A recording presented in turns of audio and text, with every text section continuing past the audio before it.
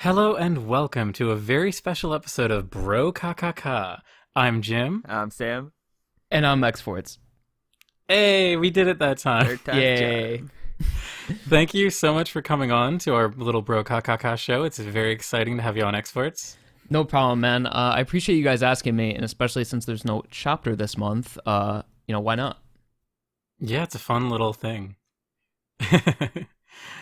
Yeah, I mean, obviously I'm sad there's no chapter, but I might be in the minority. I'm kind of happy that we have like a little bit of like breather room where we can just kind of I chill like for a the minute. hiatuses sometimes, especially when it's been about maybe a year or so without one.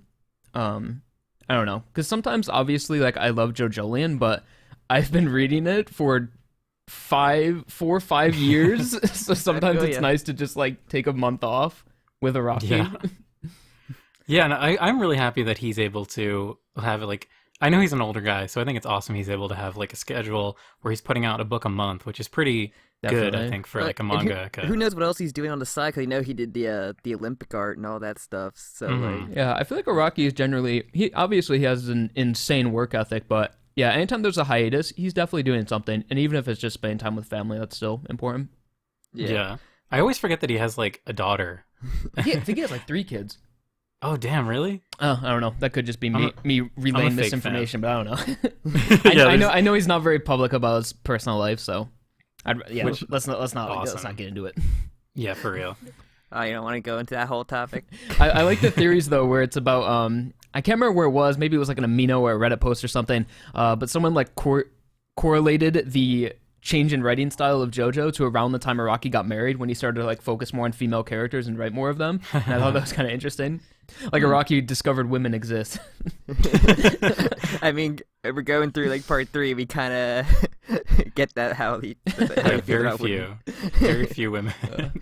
And they exist to like go goo goo eyes over like Jotaro. But yeah, so I think it would just be kind of fun to just have a pretty freeform discussion about anything really. I think YouTube is kind of a thing that we were chatting about before we started. And so I know you've been around for a while on YouTube. Like, we've been doing the show for like 3 years. I think it just passed our 3rd year anniversary. Congratulations, 3 years of Jokakaka. Did you guys do Yeah, a thank you special? so Did you guys much. do a special video for it? We actually didn't because I forgot about it because it was never a thing that I ever thought about. And then recently we started getting more of a following. And now I'm like, oh, damn, maybe I should plan some fun things around this next year. Yeah. The 3 years since, well, there's also like that and like the brand change. Yeah, we used to do another podcast, this is so funny to talk about because it feels like literally a different lifetime. We did like 40 or 50 episodes of a podcast where every episode Sam and I would watch a different anime with a cat girl in it and say if it was good or bad. Called the Nyan Cast. It varied. It's funny that there's that many anime with cat girls. You can have an entire podcast with 50 different episodes. Oh, it was Yeah, crazy. there- And most of we- the shows are horrible. Yeah. Hey man, we got to watch Outlaw Star and like some decent ones. Cat Planet Cuties was kind of funny. No, no, it was. That's That was also that's very far out bad. of my depth. Yeah, but it's just really funny how like we were hammering away at that show for so long. Like we would put out weekly episodes of that for almost a year. It also gave us an And- excuse to talk about Ruby. Yeah, we did do a Ruby episode. But it was honestly like really good practice for having like a rapport, like a podcasting. Yeah. Like I don't know, it's kind of weird to say, but like No, definitely. The more time you have in front of a microphone, the more comfortable you are with it. Yeah, Even because like no during matter that what you're Ji- talking about. Yeah, during that, Jim was getting into. I got him into reading JoJo. He watched, I think, Yeah. part 3 or part 4 when he started reading. Ooh, that's a good topic. What year and Ooh. what got you into JoJo? Sam. I talk about this a lot. Yeah, Sam got me into JoJo. So I actually caught up to JoJo. I caught up to the anime like I think it was like a few months after part 4 had ended. Mm-hmm. So and then I guess that would have been what 2017 I think was when I caught up like fully like caught up to JoJolion, and that's when we started. Was 2017. I was reading JoJo only for like a year before that. Mm-hmm. But yeah, and that's when Jim caught up. But my buddy introduced me. I came over his house and he's playing All Star Battle, and to him like trying to explain certain stuff in JoJo to me, and I'm like, oh, Hermes is cool. I'm gonna play as her, and then she's a cool character. I hope she does a lot in her part. It wasn't nearly as much, but then I watched up to the part 3 anime up to Icky versus Pet Shop, and then I read it from there on because during the time I was working in a photo department and I had a lot of free time to read, so I read all through JoJo in a few months. Dude, that's similar to what I did. So the first time I heard about JoJo was when I want to say like part 3 was airing or something. And you guys ever have that, like, before you start an anime or something, or before, like, something becomes a hyperfixation, you're just kind of, like, watching YouTube videos about it or just looking into it? Mm-hmm. And I remember watching a YouTube video from, do you guys, I don't want to say remember, but I know he just doesn't upload as much, NZ Anime Manga? Not really. That sounds familiar. It sounds familiar, but yeah, Okay, he was the, like, I think the first JoJo tuber, honestly. And he used to make JoJolion reviews, and if you go back, he was reviewing JoJolion in like chapter 30. Like Wow. I think one of his last JoJolion reviews was like the Aphex brothers when like Wow. Carrera came in. Damn. It's funny to see it go back that far. So I remember watching a lot of NZ anime manga videos, and since he didn't use footage or anything, it was just him talking. I got a complete wrong impression of what JoJo was.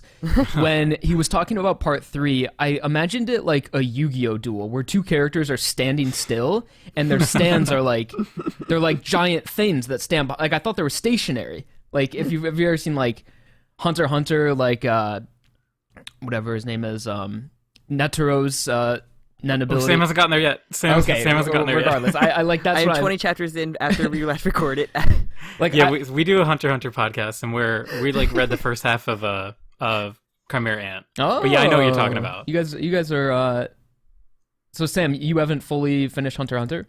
I just 20 chapters in from where we left off, like gone just. Which was the beginning of the palace invasion. Where I'm at, that is Gon some just juicy content right there. Yeah, Gon had his encounter with Pito, and that's like where I left off. I don't want to I set love expectations too hard, but Palace Invasion is my favorite arc in that entire. It's like a mini arc within an arc, but that like 20 episode span is like my favorite in the whole series. It's funny that they had to explain why they can have full conversations in like 0.1 second. But Okay, without spoilers, did you get to the part where Shu teleports them into the palace?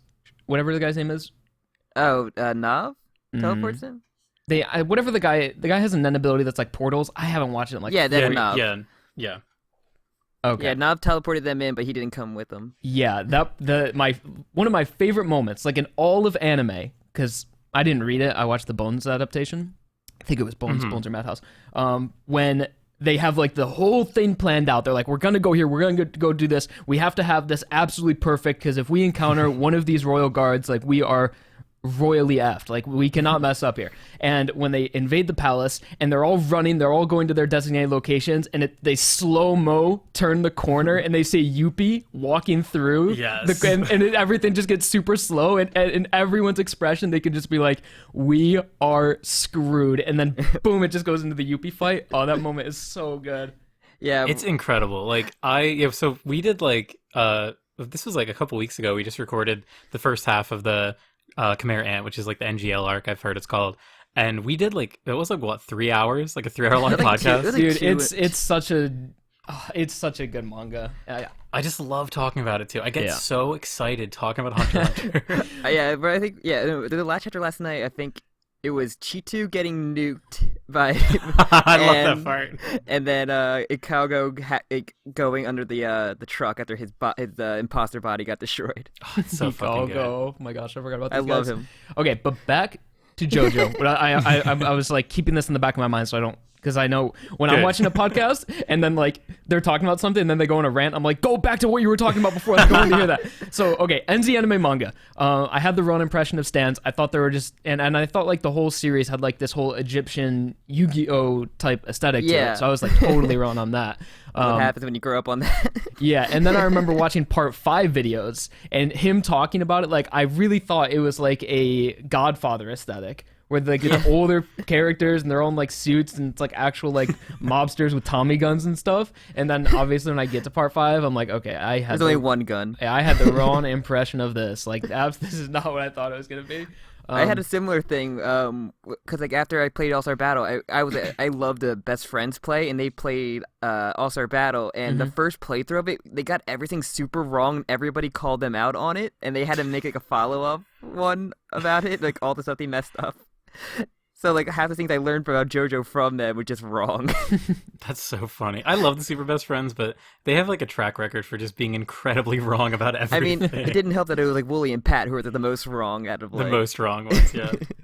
But yeah, that was I love those guys. that was initially how I first got into JoJo, and then I started watching, like, it was pretty much right when part 4 started airing. I think it was on like episode 2 or 3. So when you go to Crunchyroll, you can see the new episodes airing. And when I was watching it, and then I got caught up, and I remember that being like, at least for me, my favorite time within the JoJo fandom was when part 4 was airing, around like that stretch of 2016. I obviously love part 5, but like at the point where everything was with like the fandom and just everything about the whole vibe when part 4 was airing, like to me, that was the golden age of JoJo. It was so fun waiting for those part 4 making episodes. Duang jokes, and It was also because I was like relatively new into the series. But it's a good part. What Sam mentioned, how you got caught up working, or you got caught up when you were working at like a, what'd you say, photography studio or something? Like a photo studio, so Yeah. like, no one there. That's what I used to do too, because I used to work at this like mechanic shop out of high school, and it was like completely dead, like maybe one customer a day. And it was like, it was just like a tire shop too. So the only thing I would really have to do was either like rotate tires, fix a spare tire, or like fix a flat tire. Or if like the most work I needed to do was like install like a new set of 4, which usually just took like an hour or 2. But most of the time, out of like an 8-hour shift, I'd be free 7 hours of the day. And I had like I was going to school at the time too, and I would bring like my school laptop, and I would just sit there and read JoJo for like 7 hours a day while I was working there. And I remember I read, so I got caught up maybe like on episode 16 of the Diamonds Unbreakable anime, and I didn't want to wait for the episode, so I switched over to the manga. So I finished part 4, and then I read like part 5 to getting caught up to 8 in the span of like a month and a half, and I was fully caught up. And that was probably around, it was probably like mid 2016. And I think it was the first JoJolion chapter review I did was chapter 59, 57, somewhere around there. But yeah, that was when I got caught up. We started like 80. Oh, no. 80s or 60s? No, we started, I think our first chapter review, because we did like a catch-up one where we talked about like everything before that. It was Urban Gorilla, I remember. Yeah, it was chapter 69, I think. It was our Nice. first one, which is funny and funny. Did you manage to read any other like, mangas while you're at the mechanic shop? Because I remember I read like 700 chapters of One Piece. Also. I used to watch a lot of anime there too, because I would like, the Wi-Fi was terrible there, so I would have to download it, and I just watched like, I mean, what was relevant in like 2016? I watched like Haikyuu, Your Lie in April, ReZero, probably. not ReZero. Oh, maybe that was And later. I remember I watched Code Geass. No. I remember I watched Your Lie in April, and like I was watching the finale at work, and I was literally just like crying while watching it. I don't know if you guys have ever seen that anime, but it's really sad. Yeah, I hear. I haven't. And I remember like a customer came in like 15 minutes after I watched it, and I literally just looked like I'd been crying all day. And I was like, yeah, just watching anime, you know. I remember I did get like, when I was like reading in photo, I was like on a stool next to like the register, and like when someone actually went up to the kiosk, I would like audibly sigh because I had to like put down my manga. Dude, I would do that too. It was in like this it was in like the back of a whatever outlet or something. So in order to get to the shop, you would have to like, you could see the cars rolling up on the left, and every time I would see it, I'd be like, what the fuck is this guy doing? Like, how dare you bother me while I'm at work? Like the only time I wouldn't, like the few regulars that I really liked or were really nice, I was just like, you get a pass, but just this one. It was so petty. I feel so bad about it now, because like I would really be mad at someone coming in requesting my services when I'm being paid to be there. How dare you interrupt my Yeah. anime? Oh man. But that's so cool. So, when you caught up to JoJolion, did you just decide to start doing the chapter reviews, or like what was the impetus behind that? I really can't remember, but yeah, I think a big reason why I wanted to get caught up is so I could start reviewing the chapters monthly. And again, it was just I was uploading a lot back then, and it was just more stuff to upload because it was like back in like. Although I still love JoJo, it's still one of my favorite manga of all time. It definitely used to be a hyper fixation, and it's definitely not that anymore. Like I still love JoJo. It's still, yeah, I'm still completely in the world of it, but it's not something I obsess over or think about constantly. You know, Yeah. and that's fine. Obviously, a hyper fixation can't last forever. But back in the day, I used to be so into it, and I wanted to do everything about JoJo. Like I was making like all types of different videos, and I was doing the monthly JoJo interviews, and yeah, so I guess I was just so into the series. I wanted to talk about every aspect of it. Yeah.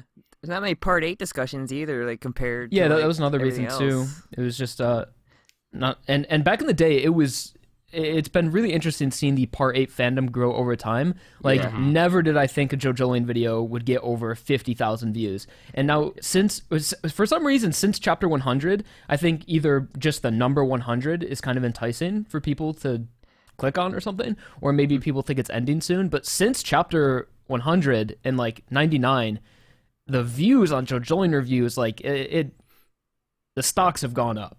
Like, it's insane seeing just within the past few months how, and I don't even know if it's people that are actually reading or just people that want to see what's going on. I think the whole Yeah, head that was doctor thing something- has been a lot of like hype around, and people have been like talking great about it. And I think that just got people like, maybe I Definitely. shouldn't just accept the stigma that Part 8 is confusing and doesn't make sense and all that stuff. Like, Yeah. But Going back to like the your Part 8 reviews, and I would look at the numbers, and this is kind of, I guess, more recently in the past year or so, and I would always be like kind of impressed at the amount of people that were watching, just and keeping in mind of like, are these all people who are like caught up with Part 8, or are these people who are maybe like not reading it monthly but want to see, which I think is really weird that people would like, rather than just read like a 50 page chapter, watch a video. But like I just thought it was pretty cool how big the fandom for just JoJolion seems to be getting. yeah, I'm it's understandable too, though, because throughout the course of since I've been doing it, it's always been on a steady rise, which makes sense because as the anime gets more popular, that in turn creates more manga readers, and then just naturally every single day more people are getting caught up. So every single month you'll see more and more people tuning in to see, obviously getting in on the discussion. And the other people that are like that are like, I get so many comments where it's like, oh, I want to watch these reviews, but I'm not caught up yet. So then people want to get caught up so they can join the discussion. There's kind of like a FOMO to it too, where people want to, be into the discussion, the community of what's going on every month, so that they just get caught up. Even if sometimes they might speed read Part 6, they get caught up, and then so they can, get in on this big discussion. But I also definitely think it's because, at least for me, I could see JoJolion ending within the next, like, 12 months, maybe like a year or two. And I remember, do you guys know the YouTuber Tekken 101? no. Okay, so he used to be a Bleach YouTuber, and That's why. yeah, he used to be a Bleach YouTuber, and now he's a One Piece YouTuber, and he has been although I'm pissed because I love Tekken's videos, but I can't watch him anymore because I don't read One Piece and I know nothing about it, and all he uploads is One Piece videos. But back to why I started doing the JoJolion reviews too, because I drew a lot of inspiration from Tekken, because just the whole thing where you're like standing and the camera's on you and you're going over the chapter, like that was I drew a lot of inspiration from Tekken, and I want to make videos in like a similar style to his because I thought it was really cool. And when he used to do Bleach, I wasn't fully caught up to Bleach at the time, and what I'm doing now, what I was doing then, I can see people doing now. And Bleach was coming to an end, and I'd never read like the 1000 Blood arc, whatever, of Bleach, but I'd watched the anime. Animated? Is that the one that's getting animated? It is getting animated soon. But I remember as it was coming to an end, I would watch his reviews, even though I didn't read the past like 50 chapters, just to see how it's going to end or what's currently going on. And I remember around the time Bleach was ending, his views were spiking a lot too. So I think that could also be it. People just curious of, is it ending? Like, what's going on here? Like, Yeah, that makes it sense. seems like a climax. So I could definitely see it like that too. But shout out to Tekken 101, my guy. We kind of well, at least this is more so me talking about it, but for doing like these monthly kind of podcast reviews, I kind of got the idea from well, obviously you would do these, so I would see those a lot, and I was like, oh, that's a good idea. And there's also another podcast called the Podcast. It's a One Piece podcast, and I don't even read One Piece. Wouldn't but know. like, Yeah, I follow the guys that do it, and I'm just like, oh, that's a really good idea to do like a podcast sort of like per chapter every time a new chapter comes out. Yeah, it's definitely fun, and there's a real community behind it. Mm-hmm. Especially monthly kind of makes it easier, so you don't have to do one like every week. Yeah, Yeah, yeah. for sure. Weekly much. could definitely be a grind if you're doing a Shonen Jump manga.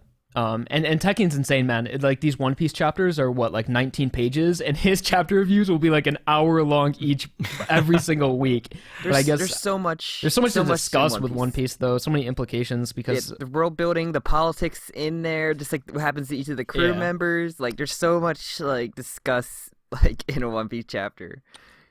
Like it's yeah, ridiculous. and like with One Piece, I could see how those reviews get really long because you can talk about say a new character is introduced, and because One Piece its world building is very integral to it, you can just theorize about the characters, like where did this character come from, what is like their home, Mm-hmm. and what effects are they going to have on the other cast. When in comparison, that's one thing I feel like JoJo has always lacked, and it's just like JoJo doesn't really have world building in a sense because it's based in a fictional reality to some extent. Like we're never in we're not in whatever a Tolkien fantasy world. We're always on Earth. We're always in real locations. I don't think there's ever been like a made up location, maybe besides like Florida. yeah, Florida. It's not real. It's always like the world building in JoJo. Like I think more so in like part 7 is when Rocky started to have to get more into it, with the idea of like you have to explain like the devil's palms and Yeah, that's there's a interesting. lot of like supernatural, like very supernatural Even elements. like the wall's eyes in like part 8 are like very unique to like the landscape. Mm-hmm. Yeah, Like- JoJo is very unique, but there's definitely trade-offs with the whole generational saga thing, having to essentially create a new story every 100 chapters or whatever, when it was weekly 150 chapters, because people there used to be this argument where it's like JoJo doesn't have character development. Mm-hmm. People used to make that argument, and to some extent, besides certain characters like say Jotaro, who develops over the course of 3 parts, it's JoJo just has a different style of character development. Instead of seeing a character change over time, we see who a character is over time. So there's just within a part like 4 or 5, there's just not enough time spent with the character to see meaningful changes throughout them, but instead we just are introduced to this character that's a blank slate, and throughout the run, by the end of the part, we might not see them change meaningfully, but we'll have a full understanding of who they are. So Yeah, I think that's the way I view the development in it. Yeah, that's like such an underrated opinion, I think. Or like there's just this kind of like, because it's something you grow up in English classes, they always tell you like, oh, like this character, like character development is such an important part of a character. But and I think you see this a lot in anime. It's like, yeah, you might not have any sort of like quote unquote development to a character, but that doesn't mean they're a bad character. It's just we're seeing their life, like we're seeing a snapshot. It's like if someone were to make a story about like one day in your life, you might not have any development, but you can get so much. Like I guess the idea of like a character study is that kind of thing. So I think that is like totally, and I really agree. It's funny, I hadn't heard that criticism as much, but yeah, if you think about like part 5 takes place in like less than a week, I think, the entirety. So Yeah, there's like, there's no yeah. need for characters to have huge revelations that change their character or anything like that, because we Like don't you know said, who like- they are before they even change. Mhm. Like you said, like the characters are just kind of what to call. They're there, but and then you get a flashback about why they're like that, and like you don't see like the progress. You get you get the Giorno as a kid, and, like the whole thing about his mother and all that stuff, and like he doesn't really progress after that more so than like the other characters. Yeah, but Mhm. Obviously, if we did spend more time with the characters, like Jotaro, for example, that's a character that pretty much one of the only characters that has a long development throughout the series. And I always loved him in like other parts as a supporting character more so as like a protagonist. I think. Just like an annoying teenager, like he is in part 3. Yeah, I think part 3 Jotaro is my favorite. Oh, really? Yeah. I really love part 4. I love part 4 Jotaro. Him like being like an uncle, like a protege sort of figure for Josuke is so cool. Not even an uncle though. He's a nephew. Oh, that's true. It's like a reverse He's uncle. a nephew.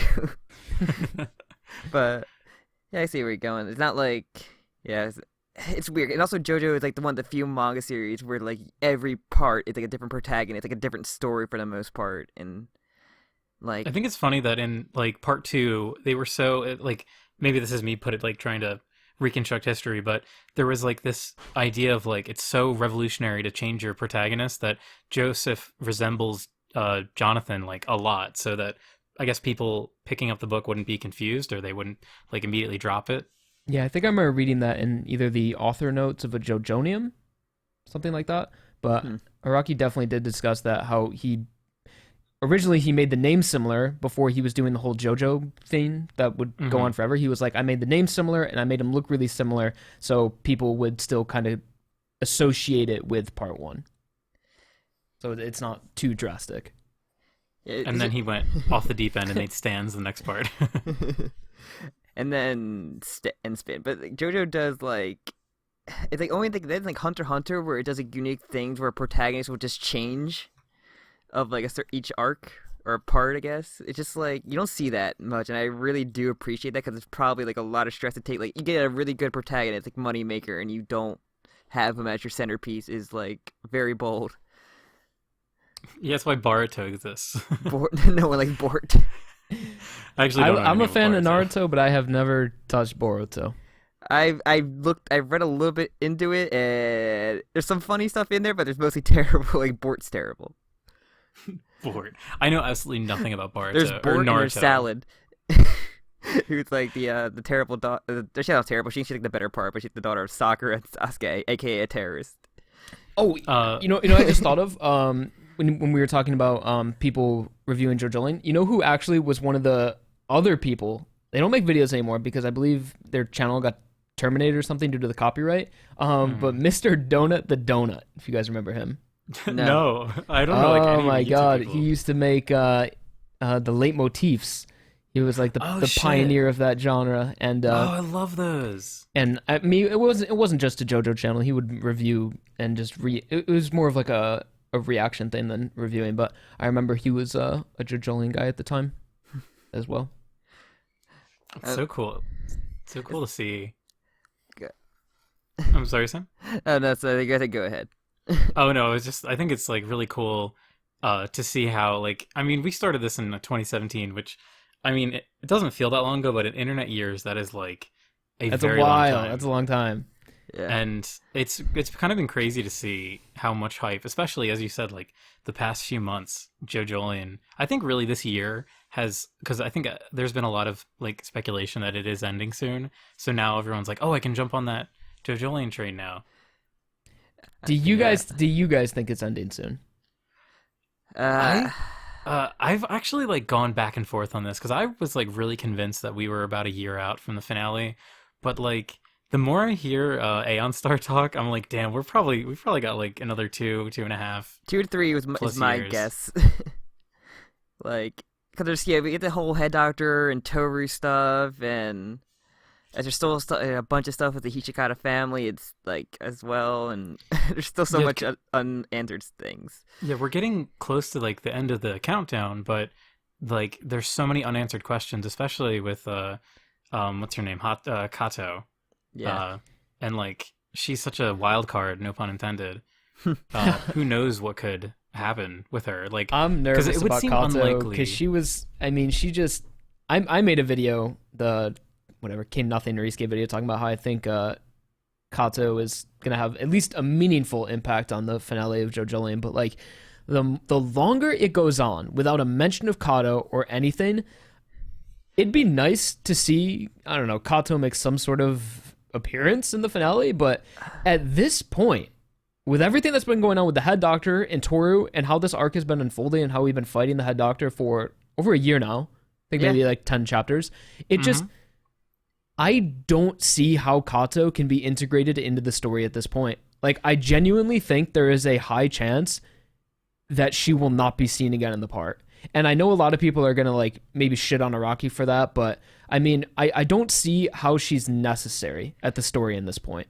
I know she has some implications with the rock humans in some way, and people think that she is a rock human in herself, but it just, she has been set up to make an appearance at this point, but I just don't see a reason for her to show up.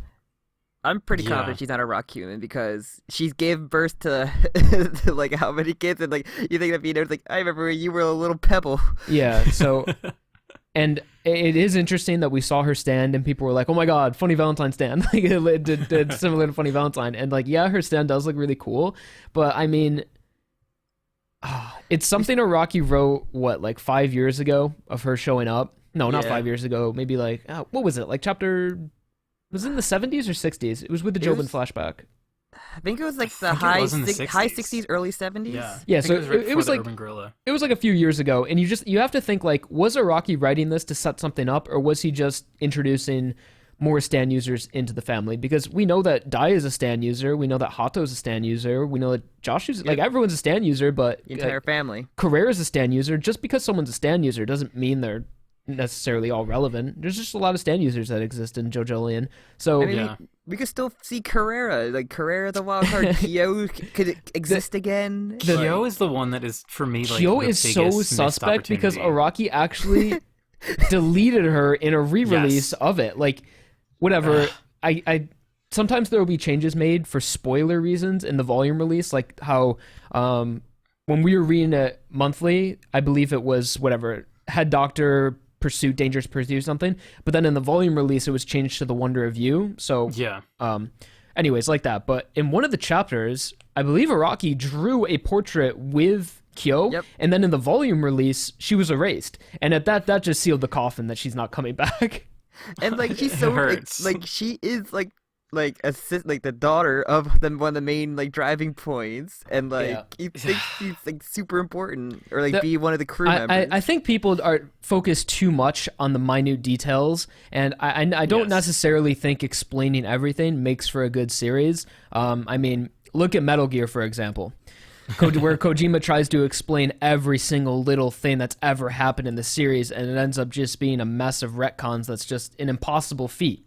When a series has been going on for 30 years, I know JoJolion hasn't been going on for 30 years, but just when people are like, why haven't the bite marks be explained? Like, I don't necessarily think the bite marks need to be explained. It could be something thematic that has maybe some sort of symbolism, or maybe it was something Araki simply just changed his mind about and decided to drop it. So I don't think certainly wouldn't be the first time that happened in JoJo. Like something like the bite marks, I don't necessarily think there's any reason for that to be explained. And if it's never explained, I don't necessarily think that's something that's a valid criticism. Yeah. It's like, does it hurt the series that they're not explained? No. Like, not really? I always just viewed it as like this. That's just this, like the way it shows they had developed or awakened their stand there, and that's like and Gappy awoke, and because he just kind of had a new stand that was a combination of two. So I know people always bring up the man in Josuke's flashback in like chapter 3 and things like that. It's like I'm very adamant about letting things be dropped and not having things be explained, which sounds bad, but I would rather if Araki like came up with an idea and he was like, oh, this is so good, like what if I changed it to do this and this would work better thematically, this would wrap up characters, this would be good, instead of sticking with a plot point that he initially had the idea of whatever, literally almost a decade ago when he was first starting JoJolion. So I'd much rather have Araki go with what he thinks makes sense for the part rather than explain things that maybe were just a little idea in 2012. So this is some big brain shit right here. If you think about, like, is there anything else in like older parts of JoJo that were not explained and like no one really complains about? Like, for example, everyone complains about everything. I know, everybody's nitpicky. But for example, something in JoJo that was clearly retconned, and not even retconned, but just Araki changed his mind about, that had really no impact whatsoever, and it's just people saying Araki bad, but it was when Dio used Hermit Purple. Clearly that had nothing came of that. I think the original idea was that Dio was supposed to have every stand that the Joestars have, so he would have Hermit Purple and Star Platinum in the world to some extent. Or I think maybe it was he was going to have every stand and he could use all of them. That's what I'd heard. Something like that, but I don't think Araki ever spoke on that. But clearly he had Hermit Purple at some point, and I know some people, maybe like Hamon tried to explain that in some way, but it's very clear that Araki just simply changed his mind, and it had no negative impact on the part whatsoever, and I don't see any reason to criticize it, because like, would you rather have the world and how part 3 ended, or Araki stick with that original idea and just have a broken mess of a stand that's literally 30 stands in one, or just something weird? Oh, we like can see that? Geb again. Oh, we can see the Fool again. Oh, cool. Yeah, we something can see like strength that. appear in the middle of each ship. So it's like, Dio used Hermit Purple, it was retconned, I really don't have a problem with it. Like, that's And, fine. I was like, okay, Jonathan's body probably would have had Hermit Purple. And that's just the stamp from his body, and he doesn't want to bother using it because he can't use Haman anyway. So why would he really use it? Ideally, no retcons, but I'd rather have something retconned than have it explained poorly and impact the entire part just for the sake of continuity to have that make sense. This is a really interesting discussion to me because JoJo is not something that I think of as like a story that's meticulously plotted. Like, the appeal of JoJo is not that Araki is setting up these like big seeds, and like maybe more so this is a thing in JoJolion because JoJolion is more like clearly a mystery story, at least initially. But like you think about like all of the earlier parts, it's not like he's really meticulously plotting. It's more about like the journey of these characters and like displaying like interesting poses and fights, honestly, like, And fashion. and like the aesthetic of JoJo feels like it's a lot more powerful than like the plotting of it. So it's really funny that the community of JoJo does hyperfixate on these, and I don't know why. I literally can't figure out why. Yeah, definitely through the mid part of JoJo, say like when stands were first introduced, 3, 4, 5, and all of that. It's definitely just Araki drawing cool shit that he wants to draw, and it's just like even if for the sake of the plot, like, okay, so there's 13 stand users, you know what, how about I just make a 14th just because I just have a cool idea and I just want to put it in. So, and reading What if they give animal stands too? yeah, like, why not? It's really just Araki seeing things in real life and being like, that, okay, I'm gonna make that a stand, because like every single stand is either based off of, it's pretty clear to see where Araki draws a lot of his inspiration. Well, a lot of the part 3 stuff, I always mention it when we do those, is that like how many are just inspired from like horror movies. Yeah, part 3 is a lot of film influence. Because we had Chucky, we have Freddy Krueger, we have like Knight Rider, possessed swords, even Knight Rider. Even part 4 has the whole urban legend of like the hook, right? Like the guy under the bed when she girl like kind of pet her dog, and it's like the guy licking her hand. Like, that's a famous urban legend campsite story. That sometimes I have. You guys didn't have the guy licking your hand under your bed? That was the only me. No. Sometimes I have this joke I'll tell on my channel sometimes, but it's that like it's half a joke, half I'm actually serious, and it's that Araki has never had an original thought in his life. Like every single stand, every character, every pose can be traced back to something else. And obviously Araki is an incredible storyteller. He's a genius the way he writes manga, but it's just sometimes he copy and pastes.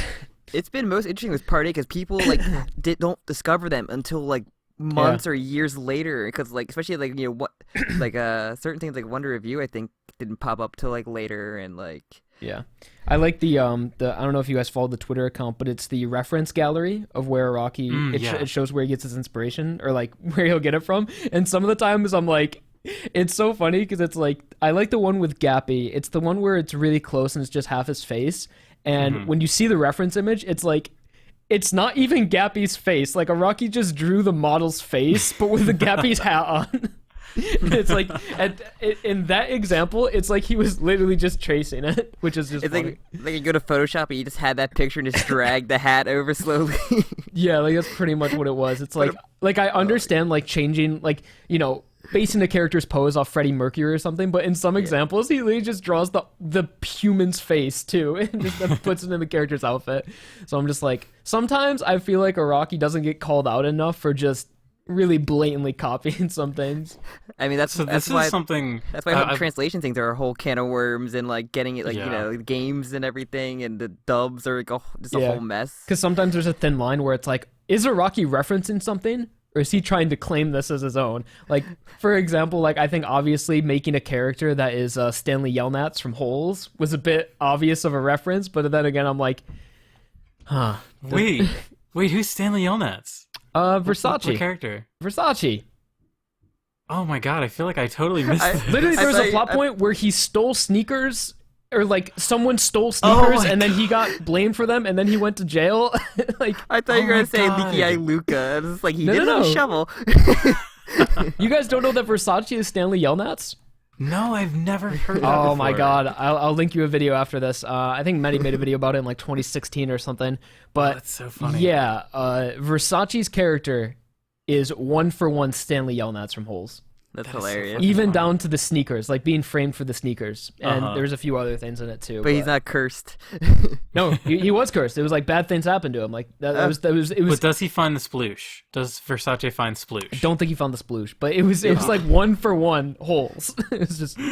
I'm like, did Araki just like want to reference Holes because he thought it was cool, or did he just literally not know what to do with this character? So he just put Stanley's character into him. I mean, he could turn TV on and he could have had Holes, like the Disney Holes adaptation, like on. And there we go. He told Shia LaBeouf, I gotta put this guy in. I can't remember or not. The book might have been referenced by the character, but like the whole plot was, it was Holes. Something that came to mind, we were just talking about like Araki through the years, and one thing that just really I think is such a weird choice. I think it is a bad thing that Araki's done is like his the way he draws Jonathan nowadays and Joseph, like young Joseph, are so confusing to me because Joseph is a character that I more associate with airplanes, but the way he depicts Jonathan now, he always has like a flight cap on. Like he has like a goggle cap. If you've ever seen like there's a famous video, a big video on YouTube where it's him drawing all of the protagonists in, like party style. with the green background where he's like spray painting it. Yeah, and it looks really cool, but he's like completely changed Jonathan's design to the point that I think it's like literally confusing me because I'm like, wait, Jonathan has nothing to do with like airplanes. They should have just went with the like the detective hat, the Sherlock Holmes hat. Yeah, I know what you mean. It Yeah. definitely is. The outfits he's drawn in definitely are not associated with that Victoria era, and they're definitely more like the 1920s, like Joseph. Mm-hmm. Which it's fine. It's really not like a super valid criticism. I think it's just like it's really cool to examine someone that has been working on the same series for 30 bugging. years. What am I talking? 1920s. When was part 2? It was like 1930s to 40s because I 30s, mean 40s. like, Okay. It was 30s. The whole- It was before World War II. Yeah. like yeah, Stroheim was there, so Yeah. But yeah. it's really I think it's just kind of unique to be able to see one creator focusing on like one series for 30 years. I think it's what like 33 years that he's been doing JoJo now. Yeah. 30th anniversary was about a year or two ago. I think it's when that shitty live action movie came out. Oh, really? Was that the 30th anniversary? I think it might have come out the 30th anniversary. And Jotaro's actor got put into jail for marijuana. I heard about that. That's so fucked. That man shaved his head for that hat and everything, and that's the thanks he gets. I remember I made like 2 videos leading up to that live action movie, like 2 videos breaking, like one about the announcement and then another one about the trailer. And then when it came out, I never watched it. And I never reviewed not it. I missing never made a much. video Yeah. about it. It's not good. It just has like the ending of like what they change is like so weird. Yeah, mostly the only thing I wanted to know was like how stands are going to look like. I mostly cared about the visuals. I didn't stands- really care about the story. I think Crazy Diamond looked fine. Like I hated the way everything looked in that movie. I thought it was just like I know Takashi Miike is like a veteran director and he's done a million things, but I don't know. I feel like if you have to do a live action JoJo, you have to really you have to really do something special. I remember they filmed it in Spain to get the more authentic Morio look. Ugh, it's so confusing. It's weird. Koichi like not being like a 3 foot tall kid is also weird. I have thought if there had to be like because I feel like this kind of has ended, but there was a period like 2 years ago where Hollywood was just buying like every anime and making like these terrible anime live action movies. And I really thought like if we had to have a JoJo one, Steel Ball Run would probably be the easiest one to do because you don't have to worry about like the weird disconnect with having the stand ghosts around, and also it's like a cowboy story, which like I I don't know, it might be easier to part sell. 1 would be the easiest. Just like a horror Yeah. movie, kind of. Part 1. Yeah, that's true. Okay, so I pulled this up. This is the Donatello Versace wiki page. History. Donatello Versace was raised by his mother and stepfather, did not get along, whatever. His mother was married, so bad early life. Okay, after running away at the age of 13, a pair of baseball shoes fell from the sky onto his head. He put them on, but was soon arrested and taken to court, where he learned the shoes belonged to real-life Seattle Mariners, whatever, a famous baseball player. Originally, he was given, originally to be given to a disabled child as a gift, and then someone stole it, and then he got caught with it. Okay. However, That's really holes. However, 4 months after Versace's arrest, the true criminal confessed. The criminal was a professional burglar who, after stealing the shoes, was afraid he would get caught because the shoes were famous. He dropped the shoes down a ventilation shaft on top of a building to get rid of them. And that's when Versace found the shoes. And there's like a whole other paragraph that goes on about the plot of Holes. But yeah, Awesome. that's Versace's And then he goes storyline. to a camp where you have to dig holes to find the treasure. I don't think that actually happened. But the thing about it is like, what I was saying, it's like it's hard to know when Araki is trying to reference something or when he might actually just be copying something, because he never mentions Holes. It's never very obvious that it's Holes. It's just kind of a very similar plot point that was written in a similar time frame to the movie Holes coming out. Or What he if, like- independently created holes by accident. What if Yeah. you publish it and it was like, Araki, this is the plot of Holes. Like, what's Holes? Let me look up Gotta Holes read. movie release date because he might have read the book. What if he just draws like a Holes manga, like the adapt? Oh, that'd be awesome. That's the content we really need. He should put JoJolion on hiatus permanently so he can do the holes manga. Once part 8 ends, he's gonna start up the Holes. Holes Have manga. you? Okay, this might be another fun discussion. Did you have something else about the year that Holes came out?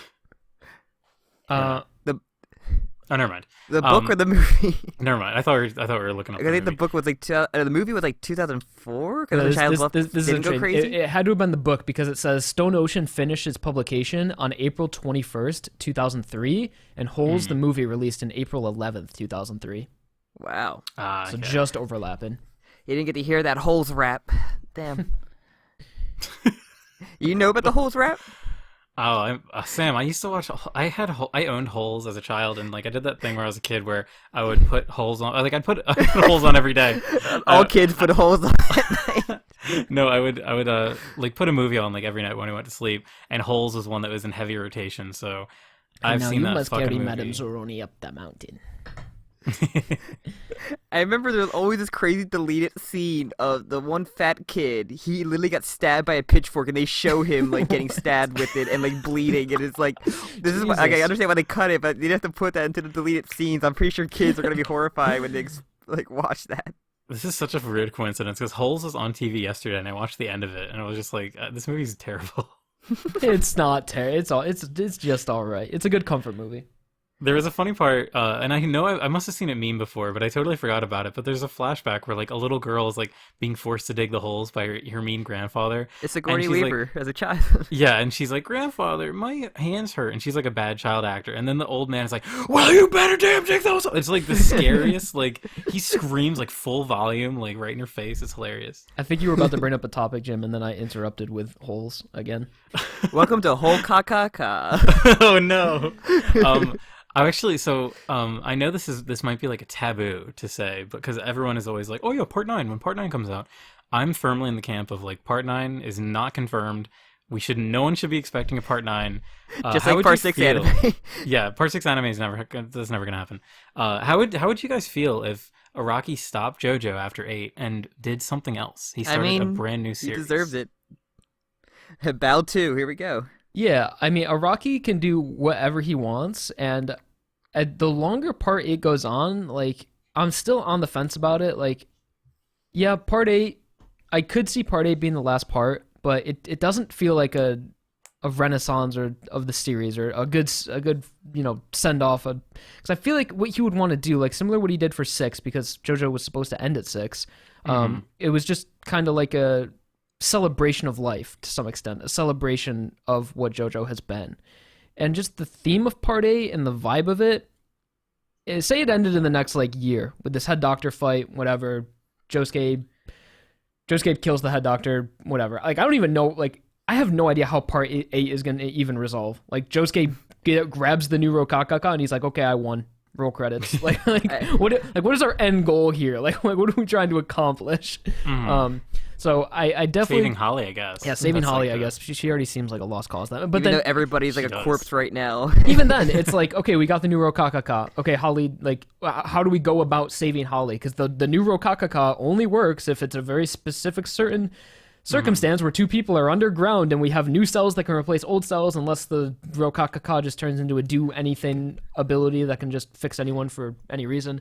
But even as we saw, Josuke used Jokakaka, which is a variation of the new BROKAKAKA, and it still had to perform an equivalent exchange. So it's like, I mean, even if we save Holly, is that a good resolution? Like, okay, Holly saved a character we really don't know anything about or don't have a reason to really care about her. So I don't know. I really, like, again, that's another thing with Part 8. I don't see how this can be resolved and me being like, yeah, that's a great ending. Like, I don't know what really any of these characters' motivations are.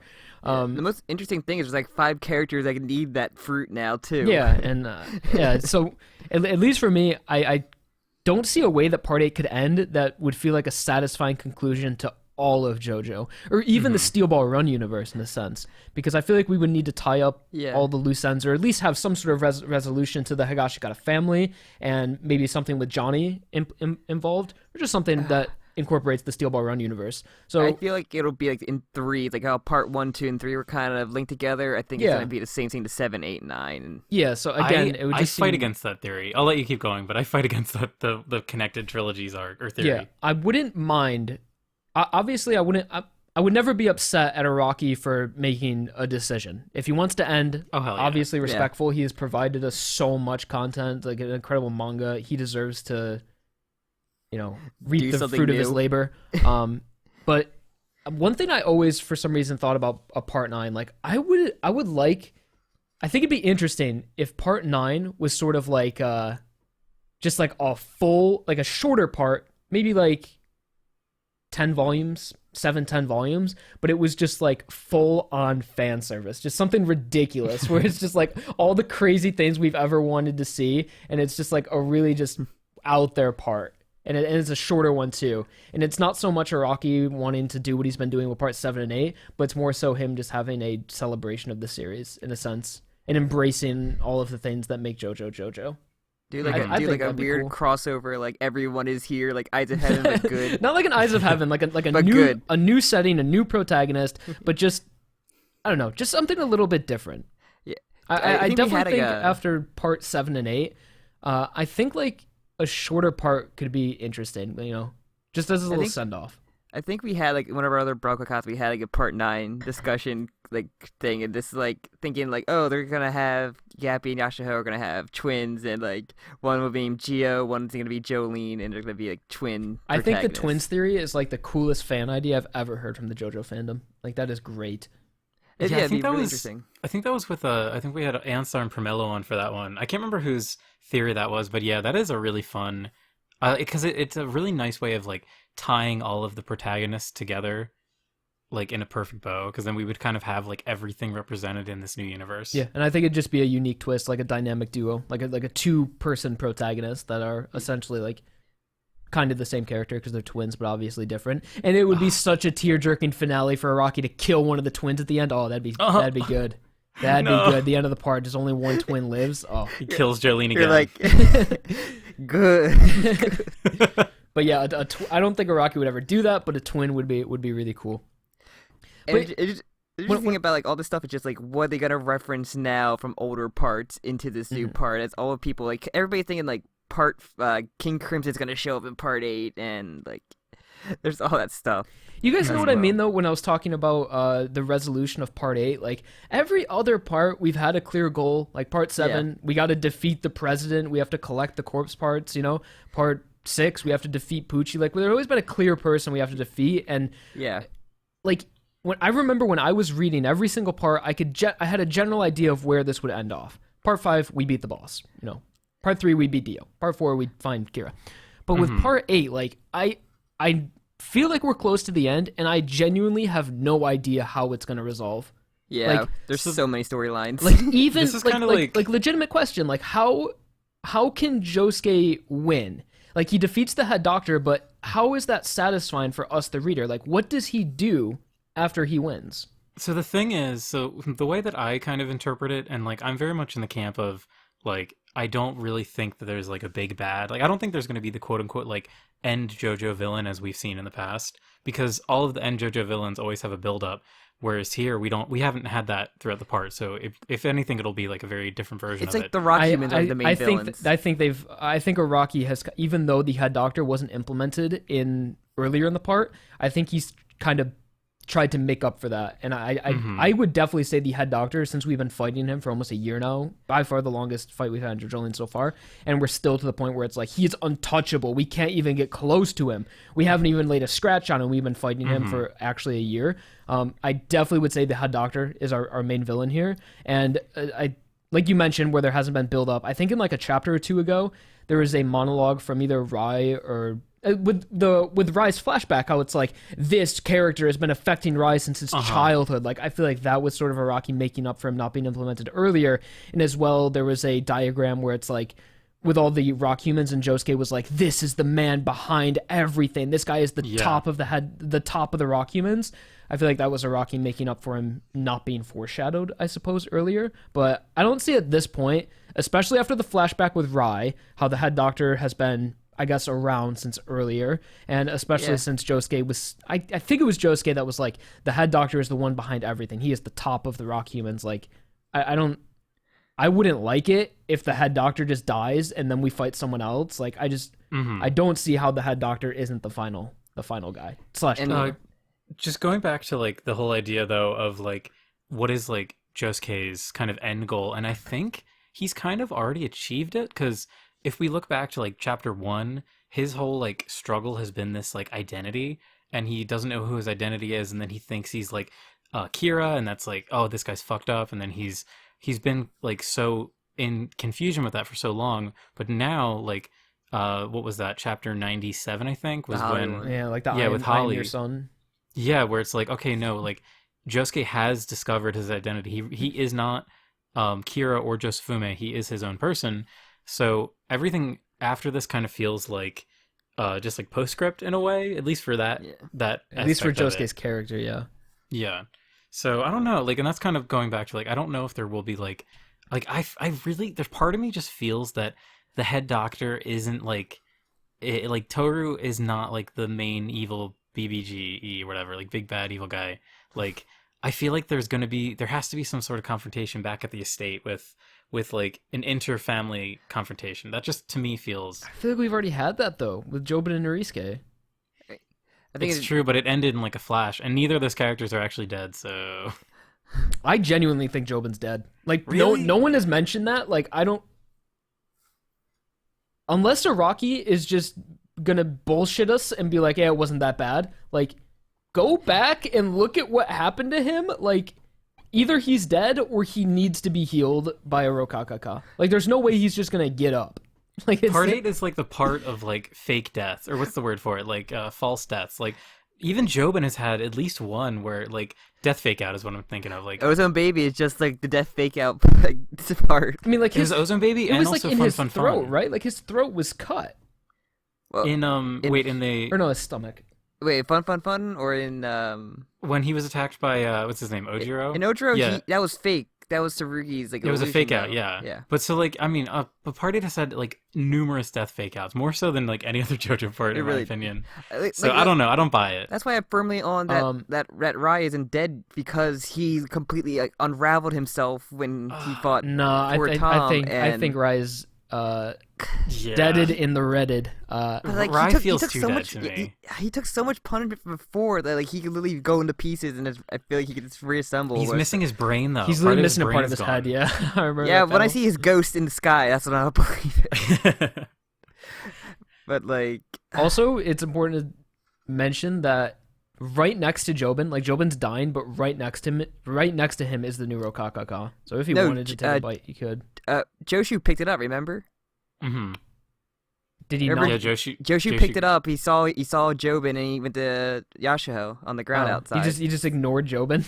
Yeah, we have to assume he did, because he would have had to have walked by him. it rolled into the garage. So yeah, he had to go by him. So I could have like, sworn in the also last chapter there was like a vision of Toru and he could see where it was, and it was like in the hallway. Could be and he wrong. also like attacked his dad. So he probably like not happy. There's no love there. So Yeah. what do you think? Jobin's just gonna stand up and be like, "All right, I'm good." Like His mom's gonna give him a heart transplant because he has a heart in the car, and it's like, you're good. Yeah, I had a funny theory. I can't remember when this was. This is something we recorded, but that Kato is actually like she's put herself inside a playing card and she's sitting in Jobin's chest, like in a pocket, and she's gonna come out and save the day. I don't like save it, the day, I man. mean save Jobin. If 4 more chapters go by without Kato, I don't want her. Like, I don't want her in because it just seems too late. Mhm. I think Too actually, little, too late. once we cut away from the where Gappy is, I think they have to give us like a Toru, like how he's been manipulating Yashahou, like flashback. Yeah, I 'cause think we're gonna get a big chapter that explains a lot of Toru's character, even though we kind of did, but not really with the whole early life of rock humans. Yeah. I yeah, feel that's like more there's- of a rock human like there's- bio than Yeah, Then there's Toru. gonna be a motivation chapter for Toru, I believe. yeah. I think I hope so. the I whole love thing of Toru. like he played with Yashou's memories with the insect clip, but like why did he pick Yashou? It's like the mystery, and like why did he attach to her more than anyone else? Mhm. Yeah. And it seems like Yasuo recently got Paisley Park, if I'm not mistaken. I'm pretty sure, like, since the day of the beach when she met Josuke is Yeah. like when she got it, which is another. Like, we were talking about the bite marks earlier. The bite marks are kind of a point of contention for me because, like, part of it is like trying to explain stands, but at the same time, it's I think like, it's just an effect of the walleyes. Yeah. yeah, but like then, but are we to assume that Joshu didn't have Nut King Call his whole life until like that day that he was there? Because Joshu had a bite mark as well. Maybe he didn't. Maybe he got it through the walleyes, I and mean- everyone else was a natural born stand user. If it's like Jolene who needed 'Cause- that little like spark to get her stand to come out in Uh-huh. full, like it's maybe At- something like that, and the Wall's Eyes gave him that spark. Yeah, and at it- some maybe. point they mentioned it where it's like if you just hang out at the walleyes, you'll get a stand ability. Mm-hmm. Like if you're just there. or you surf. That's true. So I But think yeah, I think not to dig up that whole thing discussion we just yeah, had. the bite marks could have been just a visual representation of what happens when you stay at the walleyes, or it was what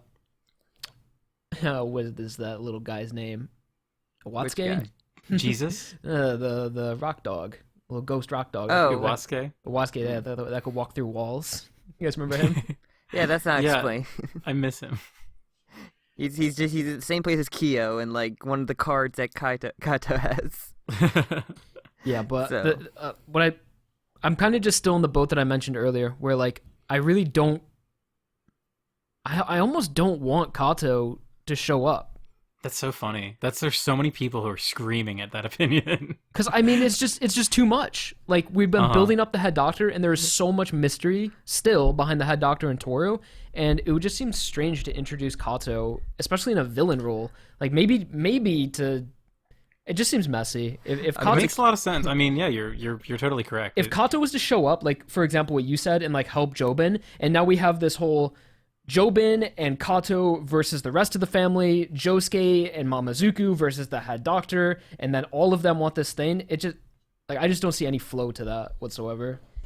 Yeah, and just the whole thing. It's just like my mind always goes back to like the 0 hour, like right before the harvest is gonna start, with like Tsurugi going to the body bag and the family acting like nothing's wrong, and like, I just feel like that whole thing like has to add up like more so. And I think with don't that flashback, that wasn't Tsurugi. I think that was just Paper Moon Kane making it look like Tsurugi carried the body bag. Might be Jobin. There's It so many doesn't really questions. make But sense it how also had the whole thing Tsurugi of like Tsurugi would even be able to carry Norisuke. Kids are weird in he's a little JoJo. guy. But like Tsurugi, like also like kind of developing that weird like not control his stand, or like the kind of other personality that he kind of had. Yeah, there's still so many weird. You guys remember when Tsurugi actually time skipped? Like, Yep. Yeah. you guys that remember baby that? in the Like, fountain. what's going on Yep. with that? baby That's what in I'm the saying. fountain. Like, there's already so many things going on, and if we introduce Kato, it's just more. And I just, like, I don't think and also anyone. I don't think she needs to be in. The story Tsurugi right just now. having a King's Crimson is just like Yeah. insane alone. Like you don't need more. I shit. forgot about that. Tsurugi actually time skipped Ojiro. Yeah, he did it twice. Yeah, with the baby, and then one time with Ojiro.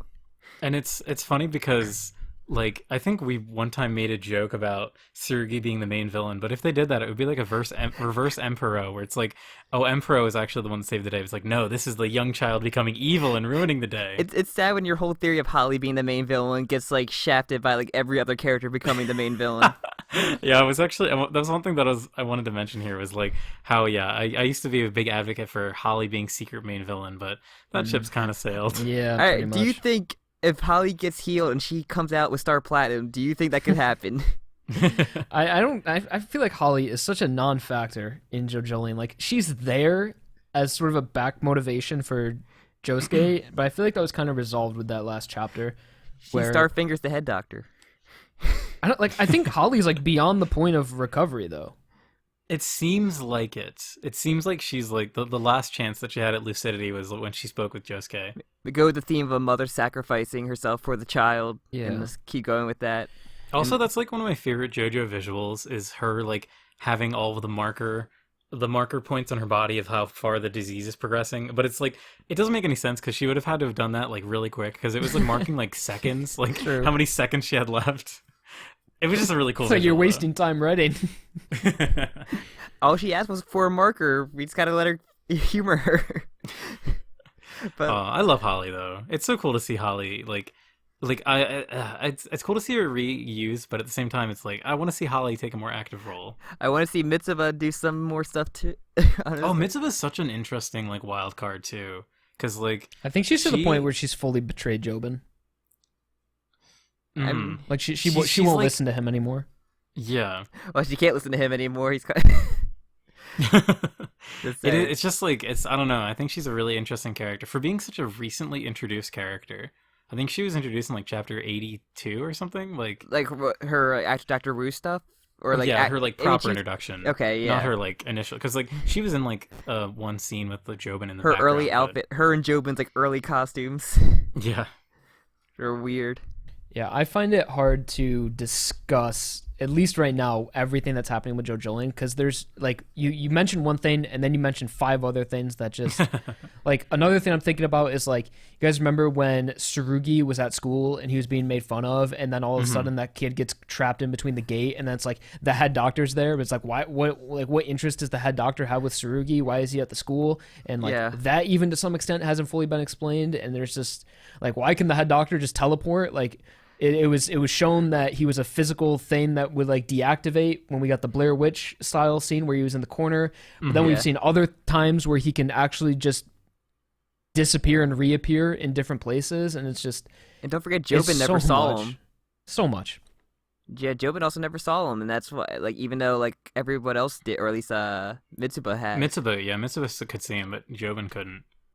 It's weird. Yep, and when Mitsuba cut her fingers when she was cooking, she wasn't even pursuing. She was just in the presence of him. It's ridiculous. Yeah, that was, to me, that was like one of the biggest, like, kind of, I don't want to say the word sin because I hate that word, but like, it kind of broke the rule for the stand where it's like, okay, now he can just attack. It doesn't need to be like a pursuit thing. Because even like the one other time, she literally did get up and walk towards the window to see him and got hurt. So at least that made sense. Or like but just a thought of pursuing him. It's not even a thought of pursuing. It's just like what is that? Like she doesn't know that's the head doctor. She's not actively trying to pursue. It's at this point, it's actually like the strongest stand in all of JoJo. Pretty much. Like really. Like and that's another reason why I think it's final villain, big villain time. Because like if you truly think about what this stand is doing, it's strong, man. Stronger than D4C. Stronger than pretty much everything we've seen. Stronger than Made in Heaven. It just seems like the most like bad. I don't want to say bad written ability, but it's like if you think about hurting me, you lose, or if you think about defeating me, you lose. And it's like, is that really interesting? Because at this point right now, I'm so over the whole pursue thing. It has been going on. Like, how many examples of being injured by pursuit do we need to see at this point? There have been like 5 entire chapters where we're just being reinforced the ability of if you try to come after me, you're gonna get hurt. And at this point, I think Araki really needs to move on from that and focus on something else because I'm so over that. I mean, we also had it's not like he's Toru's weak when he uses the ability. Like, him alone, no, because Jobin saw him in the trees and he went to go to him and that's when he got the thing into the heart. So like it's not like he had a weakness there too. He just seems like, okay, this is one of those things where my stand has no weakness, but I'm glad it's not like treat it like that because even like Toru's surprise about like certain things that happen. There's a gimmick to it. There has to be a gimmick to it that we just haven't found out yet. And the characters will probably just go by find out the gimmick to it or get leveled up through I think this is a good time to talk about the spin and like So this last chapter ended with Josuke kind of like discovering the spin and being like made aware that his stand has pretty much like been using the spin the whole time. And I think that's kind of weird. It's kind of weird to, because like the spin is such an integral part to Steel Ball Run and like Johnny's development, and it's weird for Gappy to just kind of have it innately and not know it. Like if he would have it innately, that's fine, but for him to not know about it until now is questionable to me. So that mean like either Kira or Jofume had the spin in them as well, like. Yeah, that makes sense to me because it was established in Part 7 that the spin isn't something that can be inherited. It's a learned behavior. Mm-hmm. It's like learned, Gyro like not really knowing the learning. Yeah, even though Gyro's entire family were spin users, he had to learn it and like get steps done from his father or whatever. And then Johnny had to learn the spin as well through Gyro. So I think my I favorite think Kira thing... or Josufume probably had to be spin users because it doesn't make sense for him to just do it. And unless Ryan that's knows just about his it. stance ability is the spin. Mm-hmm. Which is totally possible. I mean, we see stands that have like force of nature powers, so I guess it's like not out of the realm of reality, but it's kind of weird because I mean, what Rocky's kind of bringing, what it seems like he's bringing us towards is the spin is going to be the thing that is able to beat the stand. Yes. Kind of in the same way that beat he was D4C. Yeah, D4C's only weakness was the spin. Yeah, I mentioned that at the end of my most recent review, how I definitely think that seals the deal for Mamazuku. Mamazuku died, and for him to die, it would have to have a substantial result. And so what I think Mamazuku's death is in order to give Josuke this massive buff, because it wouldn't make sense for for Mamazuku to just die for no reason. So the reason he's dying is so he can relay this information to Josuke and for him to use that. And I think you're on the right track that whatever is going to come of him realizing he has the spin is going to be the counter to the head doctor. Yeah, and it's weird to me from like a kind of like themes point of view because in like part 7, it's like the whole theme of the story is like Johnny's learning this ability and it's like literally changing his life and giving him like the ability to walk at the end, which is like it's like so entwined to his character development and growth. And him using it in the final boss makes sense, but here it's just like, okay, this is like a reference that I, as a reader of JoJo, understand. Yeah. I know this is powerful. I know this will probably beat the bad guy. People think when remember the guy who approached Gappy and he broke his neck, like the neck just twisted. People always think like, that's related to the spin as well, or like Gappy like not unknowingly using the spin. I think that was the head doctor putting him. Yeah, I think so too. But people say, oh, that's Gappy. No, that's out there. Well, no, so because Gappy was using like soft and wet to basically like a bubble shield deflect because there's a part where Yasuho gets hit by a bus and he's able to use soft and wet bubbles to like completely like soften that. And I remember like this was a long time ago, so it's probably invalid. But my theory was like Gappy's kind of redirecting this misfortune away from him by using his stand. So I guess that kind of would go if his stand is using the spin, then like that would make sense how it's kind of like redirecting it in a way. Yeah, with a twisting motion. Yeah, like physically, yeah. But that was the theory I remember just like seeing pop up every so often. That's just a theory. I mean, it's not like I think that one of the dumb theory that I remember seeing, which is like remember when Gabby got out and there was the other body in the ground that's Kira's, and people think that's just the other half of the fusion, and that's gonna come back and be the main villain. That would be so fucked up. And there was like a lie of like saying it was dead. That's like a dark Avatar plotline. Like it really is, and it'd just be Killer Queen, I guess. No, I dislike this. I know this as well. I know, it's stupid things that I read. Yeah, if you want some stupid things to read, the JoJo fan base is a great source to go to. Pretty much. Do you have a favorite part of Part 8 so far, though? Like, what's your not including this arc is not done yet, but what's like your personal favorite thing that's happened or arc? It's hard to appreciate the arcs when they're currently going on because you're just kind of understanding them as they come about. But in retrospect, I think one of the most fun arcs, maybe not fun might be the wrong word, but fun? No. Like aesthetically and just seeing what the characters would do. I think Urban Gorilla was a good arc. Urban Gorilla and Do-Re-Mi, that was That was Very interesting. unique. Yeah, you had like the spinning trees, and you had this guy in like a rock vehicle almost, like It, the the way he rock would ride tank. around. And, I know. I liked Urban Gorilla's design and a bit of his Also, character as well. So I thought that was a good fight. He was a lot of fun. also a Yeah. unique setting for a fight. It's just in a ski lift. Yeah, Yeah. yeah. The way we were elevated. Like, and that's when we first started. I'm trying to think. Do you have one, Sam?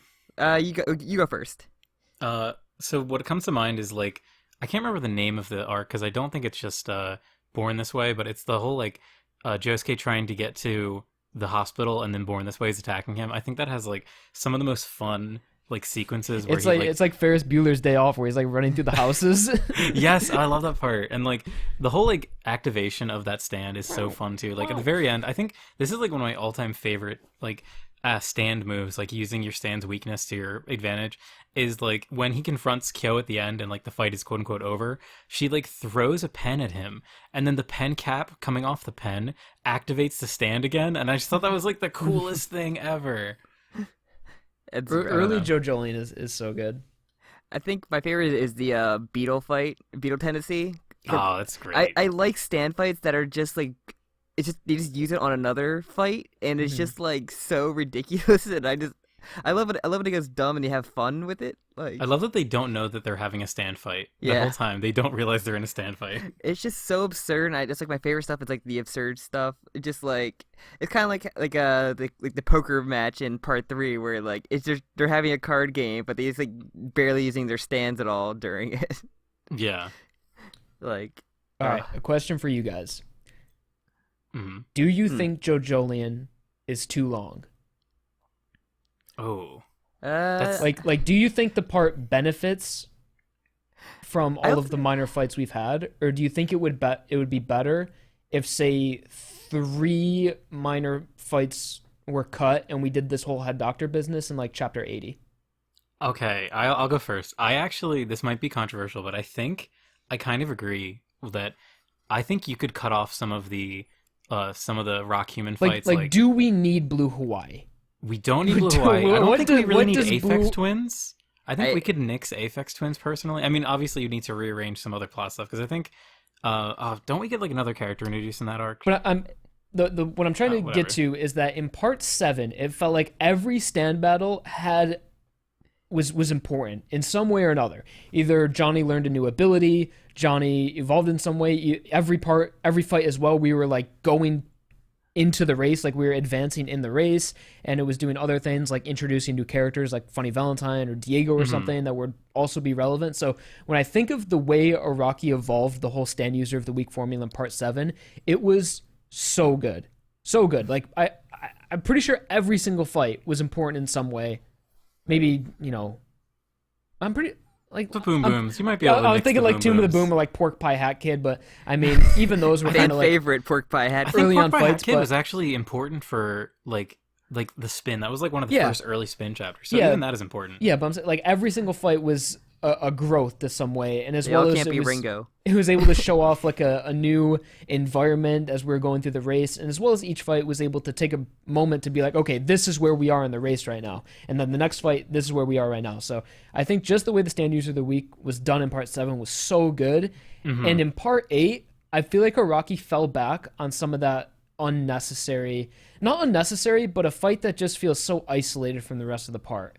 Like Blue Hawaii, for example. Like, Yeah.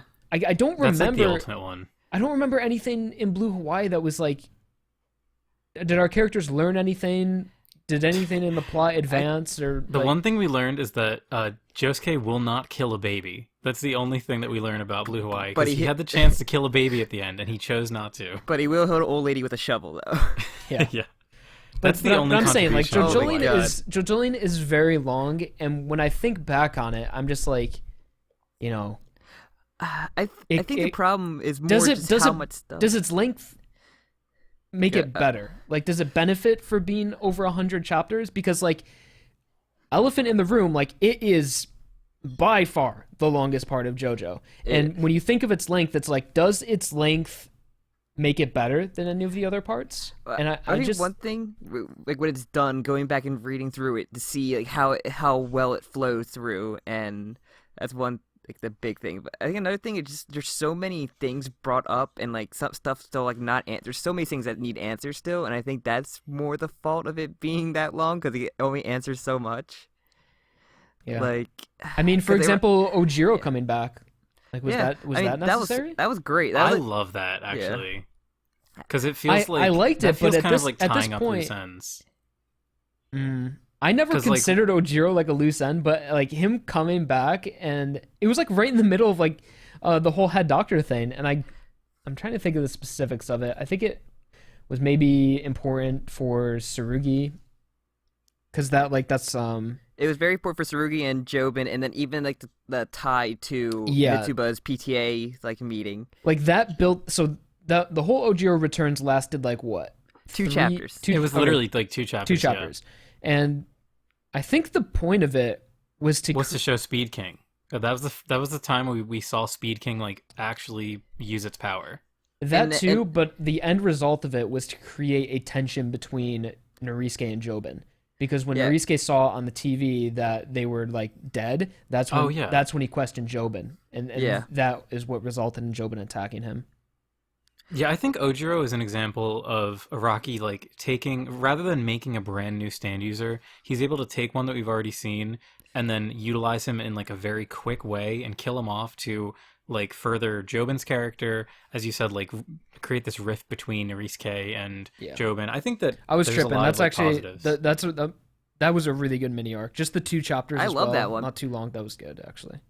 Like people like I complained about that one. I'm just like, this is great. Like this is like all it like connects so much stuff, and like him being there adds up, and like I For don't know, me, like the one thing that I love about part 4 that's something that they can't, like, just based on how a stand like fight of the week thing works, is you can't always do, is just having this like big cast of characters in this quirky town, and like you'll just see like random characters show up here and there, and you see that like kind of near the end of part 4.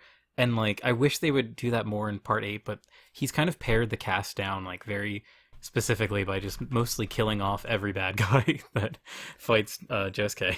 yeah, it happened with the rock human. I mean, Ojiro is the only human, the only human fight other than Kyo, I guess.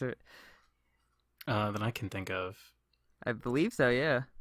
Because At least the everyone, major one, yeah. like, I still think it's the it being too long is more the problem. More so is just how Well, much stuff needs to be think of it this answered way. still. JoJolion has less stands than Stardust, less stands than Diamond is Unbreakable, less stands than Part 5. I think it has an equal amount in Part 6, and obviously less than Part 7 because Part 7's characters were utilized a lot better and like stuck around longer. So Part 8 is the part with one of the least amount of stands. And not only does it have the least amount of stands, but some of the stands are just complete non-factors. For example, Kato's stand, California came bed. I guess it was just like one mini arc. But take, for example, the entire Higashikata family. Like, none of those people are necessarily minor villains, and some of those stands just appear for a second or two. So, really, I would say JoJolion has, like, stands that were actually important to the story are about equal to Steel Ball Run. But for how long it is, and for how little stands have been introduced, overall, does JoJolion benefit from being as long as it is? Does its length make it better? I don't know. hold my vote until it's done on that. Yeah. I think it's really hard for me to tie length to quality in something, and like I understand what you're trying to get at. Yeah. Where it's like it's all this resource has been devoted to this story, and like these particular things like could have been expedited. But yeah, I think like I have thoroughly enjoyed reading JoJolion. I have as and well, but to some extent it almost feels like unfair, because it's not unfair, but it's like, you know, what makes JoJolion so special, so much more special than Steel Ball Run, not Stardust, but like their earlier parts, like why specifically is this part going on so much longer than all the other ones and getting so much more attention to some extent? Yeah, it's a really interesting question, because like personally, I feel like Steel Ball Run in Part 3 have like the easiest excuse to just kind of go on for a very long period of time. Like, Yeah. there's some pretty big time skips in Steel Ball Run, if I remember correctly. Like, I think they There's jump like between months at a time. Yeah, which I mean makes sense because I mean you're going across the USA, but like, yeah, I don't know if it's a question of like a character like expediency through fights, or if maybe Araki just has like these really specific visions for how he wants the fights in JoJolion to play out, and like they need to have like all this build up and focus. I don't know. Yeah, because I mean, we've been reading it for a long time, and I know sometimes like people, I'm always in this state of, does JoJolion have good pacing? Because it is so hard to get an accurate read on it. It's so hard to like find the truth in that, because obviously there used to be a thing where everyone's like, I don't like JoJolion, it's so slow. The pacing is so slow. It's like, is the pacing slow, or is it just that you've never read a monthly manga before? Yeah. Because in the case of it, you know, people will read parts 6 through 7 in the span of like, I know people that have read 5, 6, and 7 in like a week or 2 weeks. Oh or like, you know, obviously when you're getting caught up, it's just all the content's there and you can just read it. But when you're waiting, when you have to read, for example, Urban Gorilla over the span of 6 months, half a year, like, it's hard to understand what the pacing even is when you're just getting it drip fed to you. So that's one thing that's kind of frustrating when people say JoJolion has slow pacing. Like, the pacing's not slow, we're just reading it monthly. But when I think back at like, I really don't know the truth. I really couldn't say if JoJolion has good pacing or not.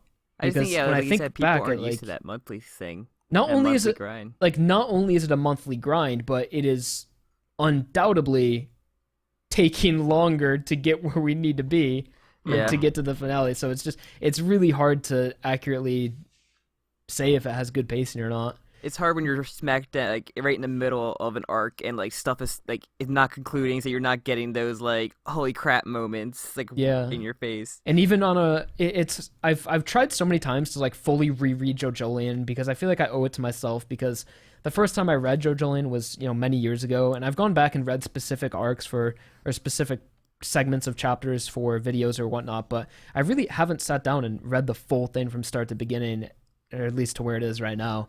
And I don't know, again, it's hard to get a good read on pacing because I know where it's going. I know exactly how long each arc is going to last for. So yeah, I've like intentionally only read through, like, when I binged to catch up to like 68 or whatever of JoJolion, and I haven't read through it since. Like, I've started and I've gone back and reread a few things, but I kind of like have been waiting for like the moment to, okay, now I'm gonna just sit down and binge through it, because like I want to for the sake of like videos too, because I feel like if I fully read through it from the beginning up to where we are right now, I would have a whole new perspective, and I would be able to see, like, I don't know, I would just be able to see more of what Araki wants to do. But then again, when I go to reread, I find it so hard to like really focus on it and the minute details when I just know everything about it. Like, because I totally understand that. I totally know what you're saying. Having a mindset, just get fuck up reading and your thoughts and everything, like. It really can. Like, how, like, it's just difficult to sit there and fully reread through, like, the I Am a Rock arc, for example, when I don't know. Maybe that's just a me thing. It's interesting with manga, because unlike almost any other, like, form of storytelling that's at least big nowadays, manga is told, like as you said, drip-fed. Like, so not only does it give the people who are reading it all this time between the bite-sized morsels of each chapter, but the writers are also kind of able to course correct, or like, so yeah, Araki did the bite marks, like, at this point it was almost 10 years ago that he had written about, 10 or more years, 2011, so it's almost 10 years. It's like 8 years. Yeah. So it's totally possible, like, as you said, that he was like, okay, well, I had all these ideas then. Like, think about where you were 8 years ago. Like, I know. Imagine trying to keep your story intact over 8 years. Like, you're gonna change your mind. You're gonna change things. That's why like Ojo returning was such a huge thing, because it was like someone who wasn't seen since like 2011, 2012, whenever like he first popped up.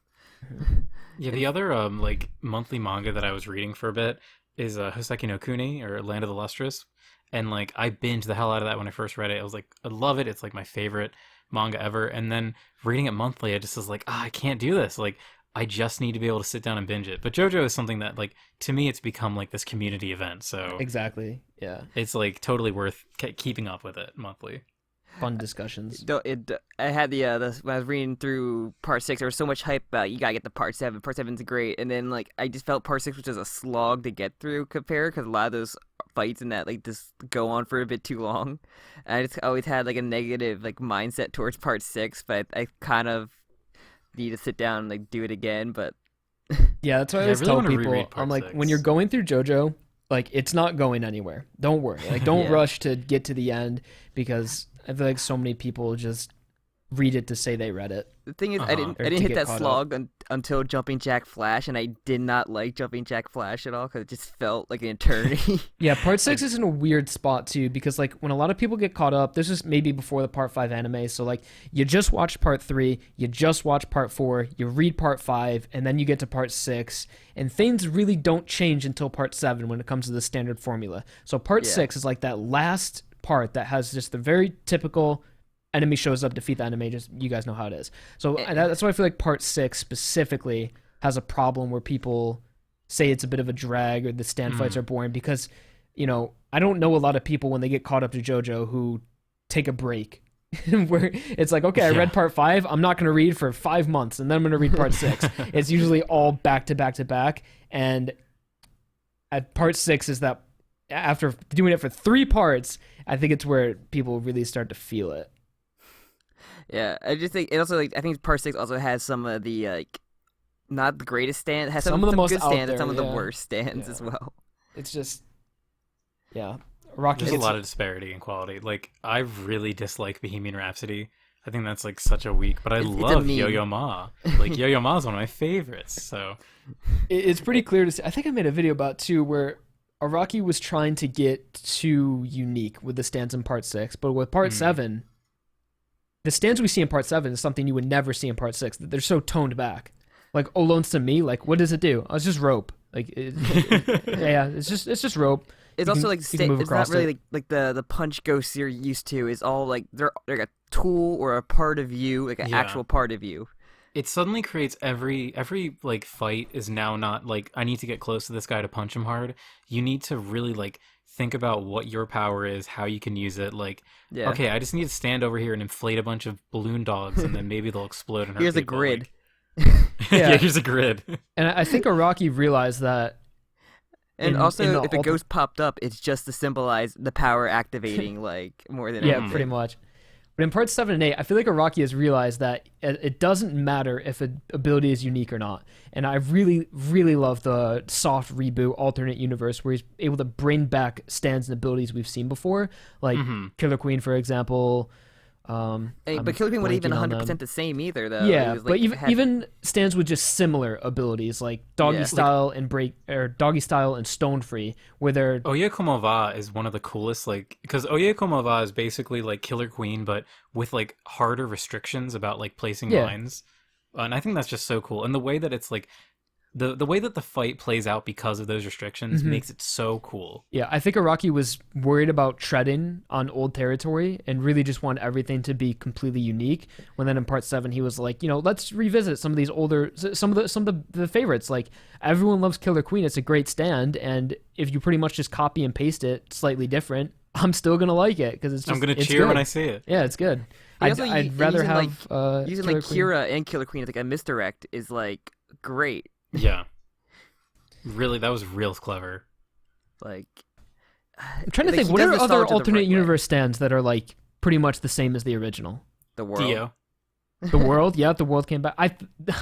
That is the most fan service thing Araki has ever and will ever do. That was, And it's so I good. can't believe that actually happened. That is insane. I actually screamed when I saw it. I was like, oh, it was so good. I mean, Araki doesn't really lean into fan service that much.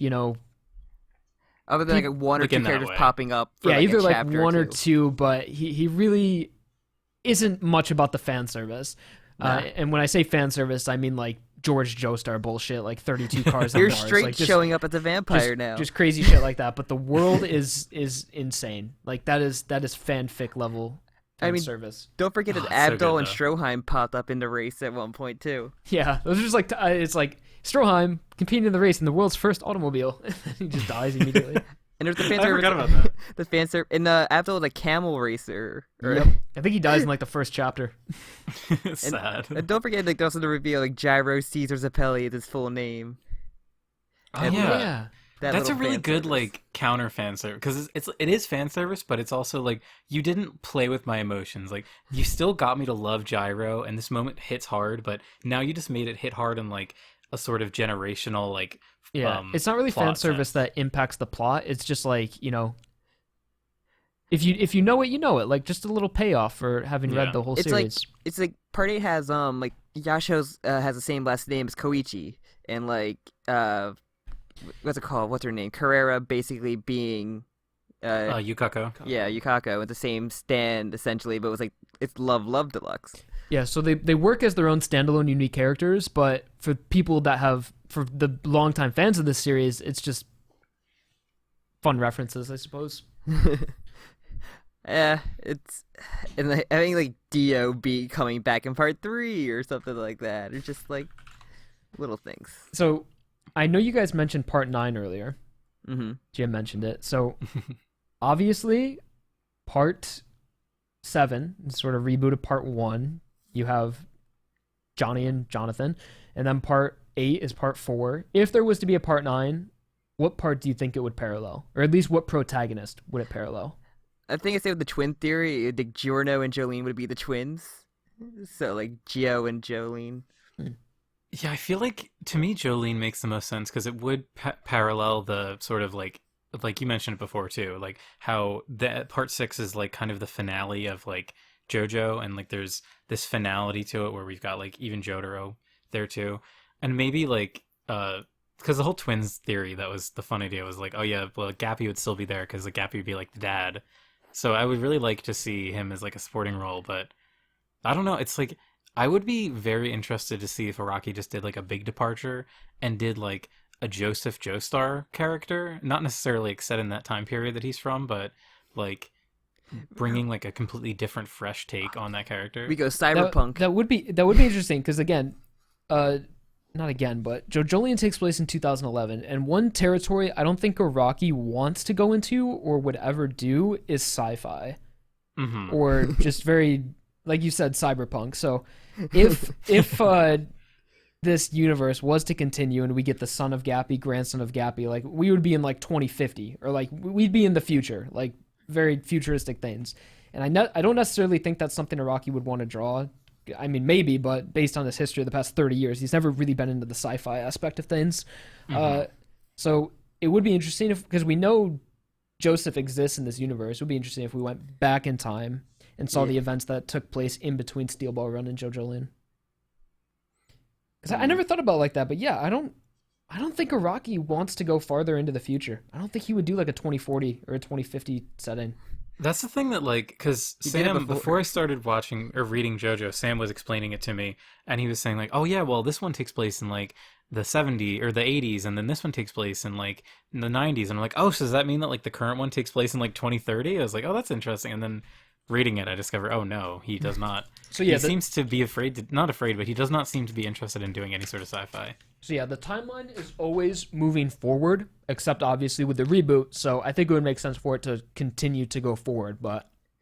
And then again, kind of plays into part 8 might be the last part, because at least to me, I don't see Araki going sci-fi in any way.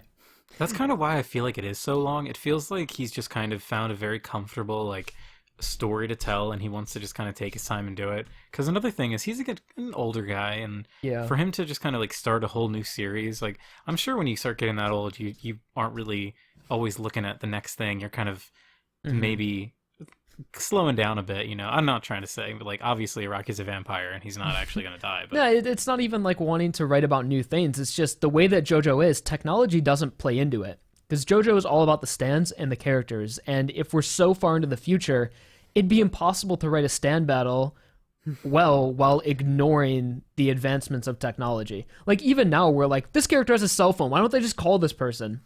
Like we get moments like that where it's like, why don't they just use their phones? But and Rocky does have to remember that and have people use their phones sometimes. But if we were so far in the future where there's like artificial enhancements and implants like cyberpunk, like I think that would take so much away from what makes JoJo good and the character interactions and the stands themselves. Because it's like, why do we even need a stand if we just have like crazy technology at that point?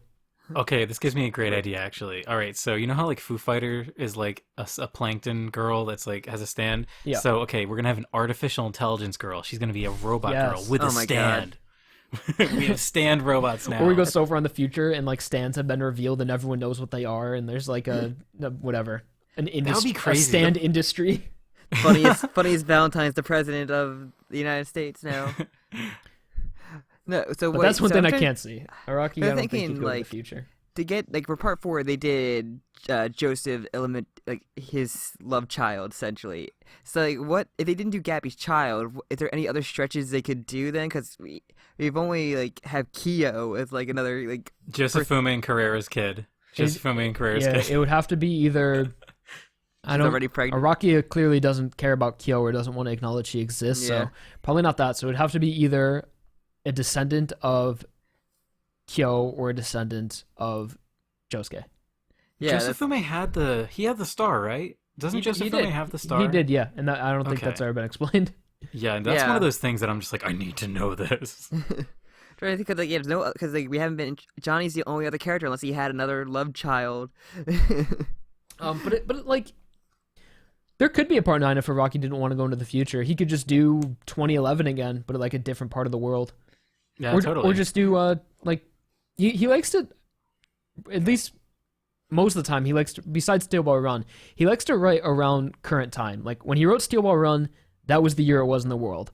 Stone Ocean was 2011, but part 5 was the year it was in the world, and then part 8 was the year it was in the world. So like whatever. Wait, did you say Steel Ball Run was the year it was in the world? I meant to say JoJolion. Okay, I was gonna say. I meant to say JoJolion because it was 20, Wow, Rocky is old. it started in 2011. So whatever it is, like 4 out of 4 parts or 4 out of 8 parts have took place in the present day. So it's not out of the realm of possibility that the next part could be in like 2022 or something like that.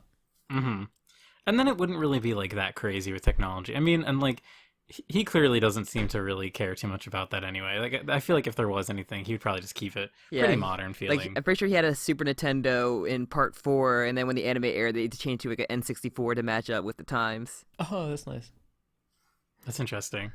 Something like that. It's just funny too, because like the amount of time that it took him to put out a part, like isn't I think part 4 is in 1999. Yeah. And then part 5 is in 2001. So like Yep. that's a like much quicker to, like compared to how long we've been. Like it's been 8 years in part 8. So Yeah, it's funny to think that Araki wrote part 5 in like 3 years, and he's been writing Absolutely JoJolion insane. for 9. It's crazy to think he did at the time he did weekly and not like monthly. Like it's Again, weird. it comes into the length thing. Like when I look at the way part 5 had developed and the story has gone through, has like, at least to me, like part 5 feels more eventful than part 8. And Oh it yeah, was- and part it was 5 was written just in 3 like years. constantly shit was happening. Like they had to keep going. Yeah. yeah, the Shonen Jump ones are a lot snappier too, because I think his page limit, he has more like a fewer pages to work with for each chapter, so everything kind of just leads right into the next thing. There's not like breathing room. Like in JoJolion, there were a couple like chapters There's a lot of earlier this exposition year, stuff. or no, not this year, but like 2 years ago, that were like, it doesn't really feel like we're in a fight right now. We're just kind of like Existing. in between Yeah. fights. Yeah, Yeah. which in JoJo that's almost never We're- like. Where in part 5 you have the whole train battle, and then right at that end it goes right to Babyface. Like they just Yes. stepped the 1 foot off the train. Because I was just thinking of that. I feel like the example, fights are still relatively the same length. Like for example, a JoJolion fight will last for what, 4 or 5 chapters. Yeah, When more before contained. a fight, well, usually the longer fights, but the longer fights weekly would be like 12, 13 chapters. Yeah. So it's kind of And- equal, and but the the only time it fights really definitely bothered last longer in part 8. It's funny because Sam and I also had, it's kind of on hiatus, but we do like a part 3 podcast where we go through part 3 by each like Yeah. major arc. Part 3 Uh, is so much better when you read it. That like as Like, much most of the fights are like 3 or 4 chapters. Like they are Yeah. super snappy. Or the fight ends but it's not completely over until the next arc starts. the Yeah. anime for Stardust looks really good, but it is paced abysmally. Like there's Yeah. no reason Alessi needs to be 2 full episodes. Like the Sun, I guess the Sun's just I one thought it was only episode. But one. It's one, but like yeah, but still, it did not need to be. like it that just long. it's 48 episodes, man. Like no chance. They really stretched it out. They did. Yeah, I almost kind of bounced off Stardust because I'm not a big fan of Stardust. Like I'm liking it more now that I'm reading through it. But when I was like reading or when I was watching the anime, I was like, this is like kind of dragging. Like I miss The manga Joseph. just like the manga has more personality than the anime so much because with the Yes. anime, as much as I like the anime, I'm really not a fan of the way David Production did like the character designs. Like they just don't look Totally. real. They when they're in motion and they're walking around, they look so ridiculous. It always They're- reminded me of '90s like comic art. It like just their being the giant big... boulder shoulders, like Yeah. They look like action figures. yeah, like they just don't look look real the way they move around. But with the manga, the way everything's drawn a little bit more fluid, and it just the manga's better. Part 3 manga infinitely better than the anime, at least to me. Yeah. Yeah. Besides the openings are sick. Oh yeah. I mean, that's what we're kind of like concluding to, like reading Yeah. through it. It's like when you see the whole Stardust gang in the anime walking around, it's like, who are these people? Like, what is this? Giant but- shoulders. Anything else to part 8? Yeah, we've been on part 8 for a while. This is a really fun part 8 discussion. I was actually expecting to talk more about like non-JoJo things, but I mean, we're at 145. Why don't we go for 2 hours? We'll make it a 2 hour All right, so special. Hunter x hell Hunter. yeah. Oh, I do fucking love Hunter x Hunter. Oh yeah, let's talk about like other. Is there anything else you're reading currently that you're into manga wise? Not really. I'm honestly, people are like surprised about this, but like I'm not really an anime fan. Like I watch That's so maybe funny. like 2 shows a year, but I haven't read a manga besides JoJo in like I don't know, maybe like a year or something. I like to pick up like one shots every once in a while. I think the last thing I read was called Wandering Island. It's a 2-volume series just about a girl with a delivery service. It's more like seinen mature stuff, but if I do read manga, I really don't like to read really long shonen stuff. I like to read either one shots or series that have the intent of ending. Mm-hmm. So I definitely more enjoy more seinen shorter manga. But anime wise, for some reason, anime has just been really unappealing for me the past like 2 I years. feel Like ya. everything Totally agree. like everything seasonal. Like I just don't give a shit about any of it. Like to put it No, totally. harshly. Like it's just the things that are coming out that just I don't know. I know it's targeted towards like a younger demographic, obviously, but like the rise of like isekais. I hate the isekai genre. I really don't like any isekais. Everything but Konosuba. Yeah, Konosuba is one that I will like defend to the death. I but- haven't watched that, but generally, yeah, like if I watch an anime, it's either going to be something I've watched before or a classic, but a lot of new stuff, and especially the seasonal anime, I just have no interest in whatsoever. Yeah. I don't know. I think that's like It might just be a me thing, but I just no, it definitely I is mean, not. because there's like an adaptation for Fire Force. And I'm up to date on the manga, and like I just don't feel like I know it's Like, animated super yeah. well, but I just don't feel like watching. It. yeah, like Fire Force is good and I enjoy it, but it's still like it's just good. It's That's good. the only way I could put it. And like something I was excited for was like Dr. Stone, and I was watching Dr. Stone, and then after like 8 episodes, I just didn't watch it anymore because it just wasn't able to hold my interest for whatever reason. But I'm like up to date on the manga now, and I love it, but like yeah, I can. Yeah, the anime. I'm a huge fan of Dr. Stone. Like I was reading it like I'm not like right when it started, but pretty early on in it, and I like loved it. And then the anime came out, and I was like, this is like fine. But I think like the more anime you watch, and like once you start to get really familiar with it, you just kind of see all the flaws, and like it's a big time sink too. Like I would so much rather just binge a manga and like really enjoy it than have to sit through like a whole season of a show. It's just tiring. I think me and Jim's like way of watching it, like after we would record an episode, we would just like watch a random anime. Like last time we did Hunter x Hunter, we watched a bunch of Tower of God, and we like, really enjoyed that. yeah, I It need to felt watch so Tower of God. nice. So many people have told me to watch Tower of God. That does look It good. felt so nice to finally like sit down and watch an anime that I was like, oh wow, this is like fun to watch and I enjoy it. All you gotta do is me like riffing through it. That's all you gotta do. Okay, there have been a few good series that I've enjoyed in the past like 2 years, like Mob Psycho. I loved Very season good. 1. Season 2 was amazing. Mob Psycho is always really good. Yes. I watched Demon Slayer. That was like obviously got really popular, but I still think Demon Slayer was good. That was just like genuinely good at It was fine. like, good animation. Although like It did have very unique visuals, but Yeah. people just wouldn't shut up about the one episode that Yeah. it got very annoying.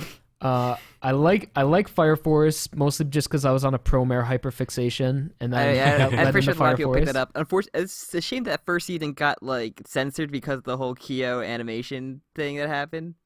Oh, that's so tragic. I forgot about that, and just thinking about that made me sad. And also, Vinland Saga was the Oh, best thing I Vinland's watched in great. 2019. Vinland Saga was amazing. I love Vinland. Oh yeah, I actually like started reading the manga because of that, and the manga's pretty cool. Yeah, but JoJo kind of like ruined JoJo ruined anime for me because like I used to watch so much stuff. I used to watch everything, and then when I watched JoJo, it was just JoJo. Like I only watched JoJo, only read JoJo for like a year, nothing else, and I just kind of fell out of being in the habit of reading a lot of stuff. Mhm. I've been more in the habit of reading like I read Dr. Stone and Chainsaw Man because I kind of need Dr. Stone to cleanse me from the depression that is Chainsaw Man. But like Yeah, Chainsaw Man is I'm not caught up to It's so Chainsaw good. Man, but that is just like pure fun. It's just like the most fun manga there is right now, in my opinion. it gets you sad and gets you hype at the same time. That and the other one, and I can't believe we haven't done one yet. I keep wanting to record an episode with Sam where we talk about it. Is Records of Ragnarok. I think after I think we should after the fight they're on currently it concludes because they're kind of in the middle of this one. Mm-hmm. Are you familiar with that series, xForts? I am not. I just googled it actually. So basically, the premise is like the world is going to end. Like all the gods. So every god that has ever existed is like a real thing, and they have like a big pantheon. Looks like And they're going Toriko. to kill humans. And the only way that they won't do it is if the humans have one-on-one fights with the gods. So it's the whole anime. Well, it's not an anime. The whole manga is a tournament arc where it's like one god versus one famous human in history. And it is like some of the most Epic rap incredibly battles hyped of history. Just type in Literally. type in Record of Ragnarok Begin. roster because the third chapter tells you the roster of both sides, and someone were like, okay, I have to read to see like, what this means. it's We have Anubis versus so Lubu. Anubis is Beelzebub not- versus I don't really. This one Those just matchups, says. the matchups aren't next to each other. These are just their names randomized. Like, Yeah, oh, they haven't sorry. revealed all the matchups It yet. says Thor, Adam. Yeah. Yes. Adam. Oh, it's Oh, so good. Shiva Adam is- versus Jack the Ripper. Okay. Wait, so is it all humans from history? Yep. Yeah. Well, yeah. Like, I mean, Adam- Adam is not a real, but yeah. Wow, Jim. No, but it's really awesome because it's like Loki just versus pure, Nikolai Tesla. It's just like those pure matchups aren't action official. anime. Yeah. Okay. There's only 5 Yeah, like- battles that are happening. Like the first one is Thor versus Lubu. That's That sounds cool though. It is just like pure awesome. Like if you're into One Punch Man at all, and like if you really want to just like sink your teeth into like a super awesome action like manga that will just get your like heart pounding, like you cannot do anything better than that right now. Yeah. Oh, actually, I think one of the most recent manga I read was Fire Punch. Yeah, Oh, the so I guy wanna the read that. guy who did Chainsaw Man, that's his manga before, and I hear it's all just very sad. I read a little bit, and it was so fucked up. I kind of had to stop reading it because it just like I can't do this. Yeah, he's like trying to feed a village, and he's like chopping his arms and legs off to feed people Yeah. because they'll just grow back. It's Yeah. interesting. Damn, that sounds awesome. Between cannibalism, incest, and all that stuff, I kind of had to stop reading it. Yeah. He's It was- the it was kind original of much. Todoroki. Where Chainsaw Man, at least he has a little bit of limits for being in Shonen Jump. Oh, I fucking love it. Yeah, I fucking love Chainsaw Man. It makes me so happy. I need to catch up to it someday. and of course, still reading One Punch Man has been great, even though Murata just wants to keep redrawing chapters over and over and over again. Yeah, recently I've tried to watch a few things. Like on Netflix, I watched a few episodes of Dorohedoro, but I was like, Dorohedoro? Yeah, I wasn't too into it. I was just kind of confused the whole time. manga is so much better. Like the art of it is so good. I didn't really understand the world they were going for, but It's a weird dystopian really weird. magic world. It's weird. and also I think No Guns Life. I watched a few episodes of that I liked, but it was a little bit too slow. And then I was gonna watch The Great Pretender, whatever it is on Netflix. Yeah, it's like I had some people in our Discord recommended that to me, and I was just like, I don't know. I feel like I have seen too much because like I'll watch these shows and I'll just be like, I cannot sit through more than an episode of this. Like I don't see the appeal of like I not shitting on Great Pretenders. I haven't tried watching it, but I just feel like I've seen so many shows that anime just really doesn't keep my interest anymore. Jaded. I'm an old man. I Have become more jaded, but Yeah, that's the thing with the seasonal. Like every season, when I see like all the YouTubers discussing all these seasonals, I'm like how can you guys muster the willpower to care about all this stuff? For real. They love what the is all this? punishment. That's one thing that like there was a couple guys that would do like the Weebcast. I think like Jeff Thew actually was in it, or he like took it over a Mother's Basement. But like they would watch the first episode of every show in a season, and back in like obviously COVID this year's kind of thrown things off, Yeah. but they would normally be like close to 40-50 shows a season, and I always wanted to do a podcast where it's like, oh yeah, we're gonna watch the first episode of every show, and If you After ever the fifth episode, I would just not care about anything. well, no, Jim, they do if you one ever mention podcast that, where I they would talk literally about say- everyone. I was So gonna say, it's- fuck you, Jim. You ever brought that up or messaged me about that? I'd be like, fuck off. Sam, it'd be like 4 or 5 hours of us How much talking about every trash show. isekai I have to watch and like romance. Yeah, I feel like it's gotten so saturated too. Like within, I Yeah. don't know, back in like 2014, 2015, there was like one big show, or like, I feel like everything was generally pretty good, and there was like a few bad things, but every season there was like 2 or 3 things that were really good, that everyone Yeah. would watch. Stuff would, But- or something that would blow up like crazy. Because I remember Yeah. Attack on Titan was like one of those at the 1st season, and it was just everywhere, conventions everywhere, and you would cosplay it. yeah, but I Demon feel like the Slayer last was like that recently. 2 One Punch years, Man. like, it's probably just me, but I really don't care about the seasonal stuff anymore. No, yeah. I don't know if maybe like I'm just not in those communities anymore, but I'm kind of with you. Like, yeah, there would be times like when I was in college and like late college, when I was in college, it was like 2013 through 2016. I was really into it. I'd look at the seasonal charts. I would try and follow everything that I cared about, and like I don't know. I just don't have enough energy. I don't have enough energy and time for it anymore. Yeah, especially watching something weekly. Like, I'll watch the first 3 episodes weekly, and I'll just forget about it. I'll be like, well, I enjoyed the first 3. I don't know why I didn't. I don't know why I didn't keep watching. It was just didn't. Just stopped. Like with Fire Force season 2, like I watched up to like 7 episodes weekly, and then one week I just didn't watch, and then another week, and then I was like, now I'm 3 episodes behind, and I haven't watched it since. It's like was I that in the enjoyed first it, but I season. guess I just don't care enough. I guess I'm to really. I'm currently reading it. I'm enjoying reading it right now. Like I kind of they animate the thing of like the moment where I don't like, but Yeah.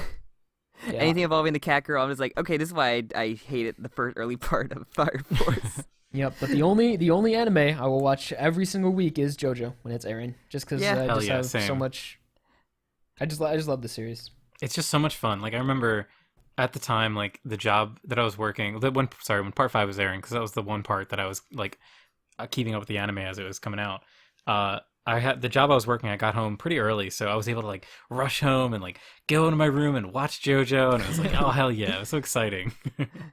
I go from work to Jim's house to like watch it and talk about it. That's funny. When I was in college, I used to have a break. I would have class at like 10:30, and then I'd have my next class at like 12:30, and I would drive home and I would watch an episode of Parasite the Maxim, and then I would like drive back to I dug that School. anime. Parasite the Maxim is good. They have a Yeah, I was sequel really into that when manga it came out. that's out. That's like currently ongoing right now. I think for Parasite. Oh, that's cool. What do you mean? Like it's like a sequel manga right now for Parasite. Really? Because the original one came out in the 80s, right? Think so, yeah. 'Cause I remember I was like checking manga and it was like, oh, the new chapter for Parasite. I forgot the subtitle for it, and it was just like all the covers were just like people with like the parasite like on their heads and everything, and like kind of those horrific images. But like I'm pretty sure it's a current ongoing of like a sequel series of, like about like detective and everything. Damn. Yeah, I used That to be and Death Note. Death Note. I love Death Note. I like that one shot they released like a year ago. Yeah, I Trump wanted getting to- a death note. Yeah, it was I so really funny. wanted to read that. I never did. It was fun. I almost made a video on that, but then I didn't for some reason. But yeah, I think I just used to be really into anime, and then like most things, you just kind of fall out of it, have different interests. I've been like, I used to be really into sports anime. I watched every sports anime there was in like 2014. I watched like never Haiku, Kuroko no Basket, Ace of Diamonds, Ping Pong, like everything under the sun, pretty much sports related. I was so into it. I thought it was so sick. It's weird the phases of anime you go through. Yeah. Growing up Yeah. with my sister, like I watched like Fruits Baskets with her and like Oberon, like I watched all those kind of shows and I enjoyed them. Like remember watching them, but like Yeah, recently, like, I guess I just kind of go in and out of mediums. Like, at first I was really into anime, and then I was really into manga, and I was like just really enjoying that medium. Within the past like 2 years, I've really been enjoying games more so. Yeah, and not so much just like, you know, dumb fun playing games, but games, the way that you can use the medium of the interactive medium to tell a narrative. I think I've really been enjoying the way different artists and different games use that medium to tell stories. What's been your favorite recently? Death Stranding recently. I don't know what it is about Kojima, but like, oh, that weird shit. I truly think that within the past like year, I've replayed the Metal Gear series twice. I just been super into it, but like, I truly believe that Metal Gear is the best way a game has told a story, or just like the way that not just Kojima, but the whole team and everyone involved in, say, like Metal Gear 1 and 2, the way that they consider the player as a part of their story and the way the story unfolds and the way that you're a part of it is one of the most unique things I've ever seen in storytelling. And I've really been appreciating that lately. And what are some other games I've been playing? Yeah, I love the Metal Gear games. I need to ask though, what is your favorite? What's your favorite of the Metal Gears? Why is it Rising? Oh my god, I was just watching someone stream Rising the other day. It was the Armstrong fight. Oh, I love that game so much. It's not my favorite Metal Gear game, but like, it's probably that might be one of my favorite video games. The soundtrack. Soundtrack is very good. My favorite Metal Gear game, the one, but I love it and hate it. Like the best Metal Gear game, I think is 1. I think Metal Gear Solid 1 is the best Metal Gear Solid game. Yeah. But my personal favorite, and I hate myself for it, is the Phantom Pain. Really? Yeah. It's just wow.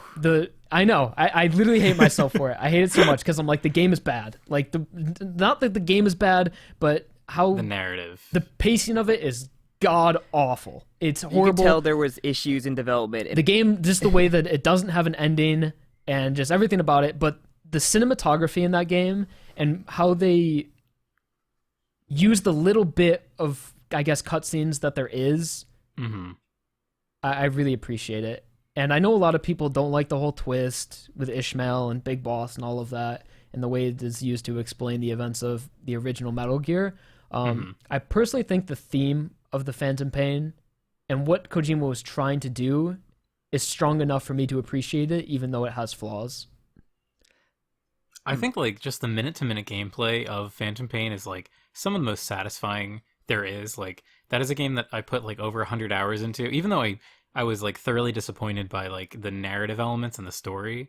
The just playing that game and being in that like sandbox world is just so fucking fun. I feel like they really just polished it to hell and just made it a ton of fun. Yeah, and it makes me so sad that the Fox engine will never be used for anything again. Even though to this day, it is still the best engine ever made. You mean Pachinko? In terms of it was used to animate Metal Gear Solid 3 cutscenes. Yes, is that your favorite for the Pachinko machines. 3? But just the freedom you have in Metal Gear Phantom Pain in terms of what you can do with Snake.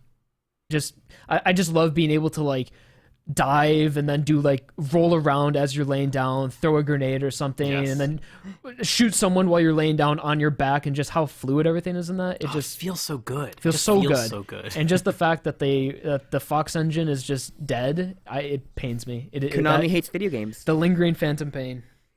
Yeah, oh my god, it's true. It exists longer. I do have to say though, like for me, like Metal Gear Solid 3 is probably my favorite. Like Snake Eater is Snake Eater is it's phenomenal. It's almost kind of unfair because a lot of my love for that is the narrative and less so the gameplay. Whereas like if 3 existed with Phantom Pain's gameplay, then like I think it would be like the most perfect game of all time. That is true. I just love like the progression of the story in 3, and like it is fun. Like the gameplay's good, but yeah, I love me some 3. That story is like really important to me. It's an action movie. It is a phenomenal action film. And it has like I think like one of the most like memorable climaxes ever. Like the final like maybe like 30 minutes of that game is just like absolutely incredible. Just all of Groznygrad is so good. Just all the things you do there. Most everything I know from Metal Gear is just Metal Gear 3 for the most part. The Like, things about Metal Gear, though, is that each game does something incredibly well for what it wants to do. Like Metal Gear 1 it completely revolutionized, and to this day is still probably the best storytelling in video games. The way that a game tells a story, it's incredible. And Metal Gear 2, I think, is more of like an art house piece almost, and a commentary on sequels. And I think it does a phenomenal job at that. And then Metal Gear 3 is just a full-on action film, and then Metal Gear 4 is just kind of shit. kind of. I do really love Metal Gear 4 though. Like, It's all right. It's like it's kind of like what we were talking about, like with fan service. Like Metal Gear 4 is like literally like especially like the final fight you have in that game is like, oh yeah, you like Metal Gear? We're gonna make you play through every Metal Gear soundtrack you've ever heard, and you're gonna love it. The thing with Metal Gear 4 is that just the fan service is memorable, but the actual game and like, is there really any memorable boss fight in Metal Gear 4? Yeah, the B&B units are kind of like a big mistake. Like they've really, the Beauty and the Beast units are like, or whatever they're called, because there's just like a lot of echoes of like Metal Gear 1 fights, and it just doesn't really hit right. Like they should have gone for something a little bit more. Yeah, like they're not nearly as fun to It's fight. like, oh, as, like, you remember whatever. Psycho Mantis? Here, we're gonna show you a ghost of Psycho Mantis while you fight this robot that has nothing to do with Psycho Mantis. funny thing about 4, I had Jim explain like every Metal Gear story to me, and like 4, Jim explained the whole arm thing is like the funniest thing to me. It's so dumb. It's like the dumbest thing, and I just find it like I found it beautiful. Just Ocelot's character. It's like, okay, he had Liquid's arm grafted onto him, and then he went under psychotherapy, or like, okay, Self-hypnosis. No. We're supposed to believe that Liquid's arm somehow, without a brain, was able to control Ocelot, but it turns out that's not the case. And Ocelot went under hypnotherapy to make himself believe that he is Liquid, but then it turns out that there was no therapy, and he was just pretending. He was pretending the entire time to be It's like a Liquid twist and when a he twist and actually a wasn't. twist. But then it turns out in the Phantom Pain, he actually did go under some sort of hypnotherapy to think that Venom was the real big boss. It's just like, I hate the thing I don't like about Phantom Pain. I don't think, like, if you're writing a story, you're not allowed to do body doubles. I think that's dumb. The whole like, here, you're gonna have plastic surgery to make you look like someone. No, you're not allowed to write that, and you're not allowed to write hypnotherapy. It's like a Mission Impossible where everything's explained by just having a mask of like the other person. Yeah. It's kind of like how amnesia is just used in all media. Like it's such a like cliche, but it's also like a genre staple basically for like mystery. Yeah. But I love Metal Gear. I could talk about Metal Gear for like hours. And I think the reason I like the Phantom Pain so much is because it is so Araki style. The way that Kojima takes influences from music, and the way that he pretty much made a game around a song, is like the way that Araki will write parts and write stands based on music. Like, I mean, going off the soundtrack of just like 5 alone, like yeah, 5 I alone, get like, that. Like he literally listened. Like the game is based off of The Man Who Sold the World, and that is just so Araki to me. Yeah, I totally agree.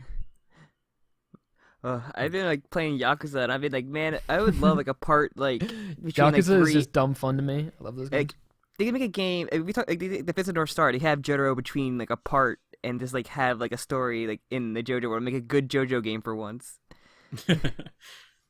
It's pure JoJo dumb game with fun. Yakuza engine. I played the first the remake of the first game. I'm on 0 now, and I just love it.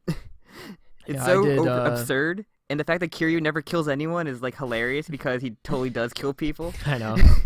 I did 0, then 1, then 2, and then 6 Song of Life, and I haven't gone back and done the HD remasters. 3, 4, and 5. I'm gonna go for the 2 remaster after 0, and then and I'm not sure how 3 and 4 and 5 remaster look, but hopefully it'll be just as good. But I'm excited to get through them finally. But yeah, I used to be really into the anime and manga, and then recently I've been enjoying games more. I just think games have a lot more potential, and it's just interesting seeing them evolve. It's funny because like a lot of that I've gotten is like from like YouTube. There's so many people on YouTube that do these like really great analysis of like what you kind of mentioned earlier, of like how the gameplay itself is like integrated in the narrative. And recently I've been playing through the new Prey game. I think it came out like 2 years ago. I'm like really bad at playing games. 2017 or 2018? Yeah. But like I I have not loved a video game as much as I've loved playing this one. Like, there's something about like just the loop of just kind of like looting areas and like just exploring like the ruins of this like space station. I don't know. It's really fun, and I've totally like lost that. Like, I haven't really gotten into a game in a very long time. It's weird they're using the Prey name for that game for like trying to say, oh, it's like a sequel to the game where he plays a Native American who got abducted by aliens and he shoot spirit arrows at these aliens. Yeah, it's really weird that they did that. Like, I don't know why they even took the name Prey. They could have honestly made it like. I mean, Prey's a great title, but people they didn't. wanted Prey 2, and it like was going to be in it was development off and on, and it had that whole story of like you're the character from the first game, but you're a alien bounty hunter, and you used to capture. It was kind of like Oddworld, Stranger's Wrath, but like Prey and alien and more alien. Yeah, I remember hearing about that and getting excited, and then it got canceled, and then like just like half the other games that we look forward to. But like this new game, I'm just like, hell yeah! Like, I'm so happy that it exists. It feels like a game that just succeeds on like a storytelling level, and also like just the pure gameplay. I don't know. Yeah. This is just, there's not really a point here. I just gushing about how much I games like Prey. games have really captured my attention because like again with anime and manga, like the difference between a great manga and an average manga, it's really in the writing and maybe the art style in some extent. But when you're watching different animes, they still kind of feel like anime. But just the diversity you have in games and just how incredibly different games can be, in the polar opposites of how good a game can be and how bad a game can be, just creates a variety that I've been really enjoying. If it's anime, just getting like exhausted from like so many anime tropes have like like that just hit me hard. All right, Jim and Sam, favorite game of all time. I can first. All right, my favorite game of all time is Donkey Kong Country 2. I grew up playing that game nonstop. The soundtrack has always been with me, and like I think the game just still looks and plays like amazing. And second close is I love Elder Scrolls 4 Oblivion so fucking much. That's fair. It's one of those games I just like got deep into. For me, it's really hard because like I don't know. I really love Metal Gear Revengeance or Metal Gear Rising Revengeance. Like from like a pure, it's like so cheesy and funny. It's an But adrenaline from a pure rush. gameplay point of view, like I've gotten so good at that game that I can like blast through it on like the hardest difficulty, but it's so satisfying. Like, so that's kind of like for like a gameplay one, but for like a whole package, like Bloodborne is like kind of my favorite game ever. Like the aesthetic, that whole game. Like I'm a big fan of the Souls games. Like I just think Bloodborne succeeds in so many ways. Okay, that's a fair pick. How about you? Mine's kind of weird. I think a game that's near perfect and a game that I enjoy a lot is probably Uncharted 2. Oh, really? Yeah. I've only played the first Uncharted, and I have the trilogy.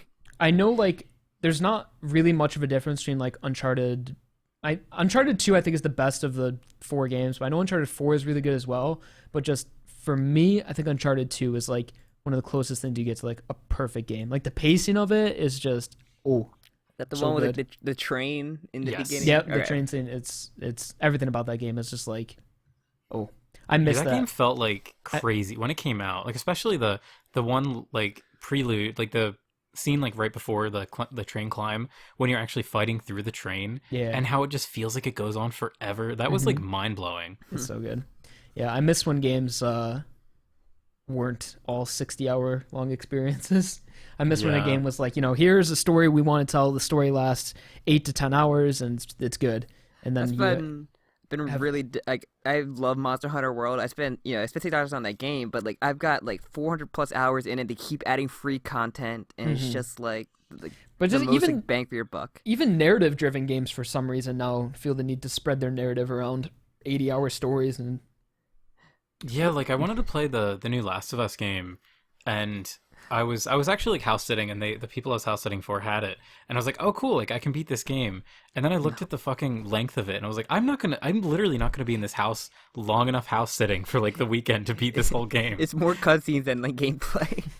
Yeah. Now, even The Last of Us 2, it's like, it's not cutscene. A lot of it's cutscenes, but also a lot of it is like a fake cutscene where you have control over the character, but you're just slowly walking when people are talking to you. The old loading in the next scene trick of like, remember Gears of War where your character would like talk on the comm, you walk slow to load up the level. I do really want to play that game though. Like I played a bit of it and I was into it, but Yeah, I know this is like old news because everyone already had their like hot takes about Last of Us 2 like months ago. The whole can of worms you don't want to open. But I like games. Video games are good. Games Yeah. are good. I have a back catalog. Having a back catalog games is more like intimidating than having a back catalog of like anime. And I think discussing games and analyzing games is makes for the most interesting, I guess, commentary out of a lot of Yeah. other mediums, like next to movies, I would say. I'm like with the because DKC2 is coming on Switch on the online like SNES player. I'm like everybody should play this now. It has no excuse not to. xForts. Have you ever watched anything by Matthew Matosis? I don't think so. Is He's this director or he's that YouTuber? one. Yeah, he's an Irish guy on YouTube, and he does just like a lot of video game stuff. But he did a like his analysis are like great. They're so good, and they're so like. What was the channel? His name's Matthew Matosis. And he did like he started doing these really cool videos where he just basically kind of like does a playthrough of a game but does commentary over it. Like he did one for Beautiful Joe because Beautiful Joe and Bayonetta, and these are games that he's like expert level good at, so he's able to explain the mechanics. I've watched his Devil May Cry 1 video. And when I click, it's so interesting because for Devil May Cry 1 for me, it's like it doesn't seem that complicated. And then I see this guy had a 2-hour and 40-minute video, and I'm like, that's longer than the game. I mean, if you've played the game before, like you can get through Devil May Cry in less than 3 hours. And I'm like, just the fact that this guy talks about it for longer than like the game actually is, It's like Devil May Cry is like one of those games where you watch videos of people who are like insanely good at the combat and just like breeze through everything. Where like going in there like like in the middle ground, like I put in the 5, like I still had a good time, but I wasn't gonna perfect like parry everything and like learn like the endless combos and everything. Learn every move or like and get like a triple S the entire time. But yeah, that guy, he has there's one video, and it's really embarrassing to admit, I've watched it like several times, but he has like it's like 5 or 6 hours long, and he does like a playthrough of Dark Souls, but it's like he like goes through like every element and like every feature of the game basically, and like kind of does like an exhaustive breakdown of it, and it's just also his voice, he's Irish, so it's like great. I love listening to an Irish accent for 5 hours. Yeah. But I don't know, it's just so cool to hear a game just dissected, like something that like hundreds of people put like thousands of hours into, and they're just really getting like every element of it is being examined. You guys know that video, An Exhausting Look at Pokemon Omega Ruby? Yes. Oh, I love that video. The 7-hour video of Omega Ruby. I love that guy, and he's Scottish too. His accent's Shane real May, fun. yeah. I already know Elvika Jim's like, I'm gonna put myself through the 7-hour video about Pokemon. I'm like, why are you doing this to yourself? Oh, it's great. Sam, you should listen to it. I went on a long road trip earlier this year, and I was like, and I watched unintentionally, I watched a 7-hour Death Stranding video too by White Light, if you know him. Oh yeah, I actually watched part of that. I wanted to. He's made I really videos like on that like guy's the videos. Darksiders series. He likes those games a lot. But yep, just game analysis, longer videos. It's I just just love incredible long-ass to videos. just dissect every little part of a game and the meaning of it, and it's just so interesting. I did watch It's the like H what I do Bomber with guy talk about. JoJolion. Yeah. I did watch that H Bomber guy talk about Ruby video, but Oh, H-Bomb does some really good game analysis videos too. Yeah. just hearing him shit on Ruby is very great. But in terms of YouTube and stuff, like that's what I've been watching a lot of recently is game analysis. Yeah, same. It's just It's really funny because like what you were saying earlier, how like there was all these like anime guys on YouTube, and like I don't watch like any anime content anymore, or even manga. It's all just like video game stuff. yeah, it's I didn't follow many anime people like to begin with. Like Super Eye Patch Wolf's like really the main one. Oh, he's great. the thing what he does though, it's that like his is similar to like a game analysis because he does pretty much more games than he does anime nowadays. Yeah. But it's like even when he does something about an anime or something, it's not a trash anime, to put it lightly. It's either like an old classic or something no one's really heard of, Hunter. or something people do know something about, and it's just the way he goes about it is similar to like just a longer game analysis. But I know what you Yeah. mean with like the whole AniTube thing. It's like I really don't watch a lot of AniTube either because I generally just don't watch a lot of anime, and like I don't really Yeah. care what this person has to say about the newest episode of Miki Miki Doki Doki or like some random shit. I'm like, It's like mostly like people there are just like one trick or like they take one joke and they just like I remember Mother's Basement was like that and Gaiga is like that a lot. I mean, there Yeah. are people that watch like the anime that are into it, and maybe like if I had never seen anime, I would be just as into the seasonal stuff now as I was back in the day. But might just be a thing of it's been watching a lot of anime for a while. I do have to ask, are you familiar with Mother's Basement? He recently put out a new JoJo order, a JoJo watch order. Yeah, I saw that shit. No, That's honestly like I think that he's clearly Jeff is like Jeff's a guy I followed for a long time. Bit of a And contrarian. He clearly knows how to game the system, and like I kind of respect how well he's so smart about the algorithm, and like just the fact that I'm even mentioning it now means that he succeeded. Like he made that like outlandish order just because he knew that JoJo fans are like this. He knew that he could annoy the hell out of them by doing it, and he did it, and he succeeded. I'm like, damn, this guy.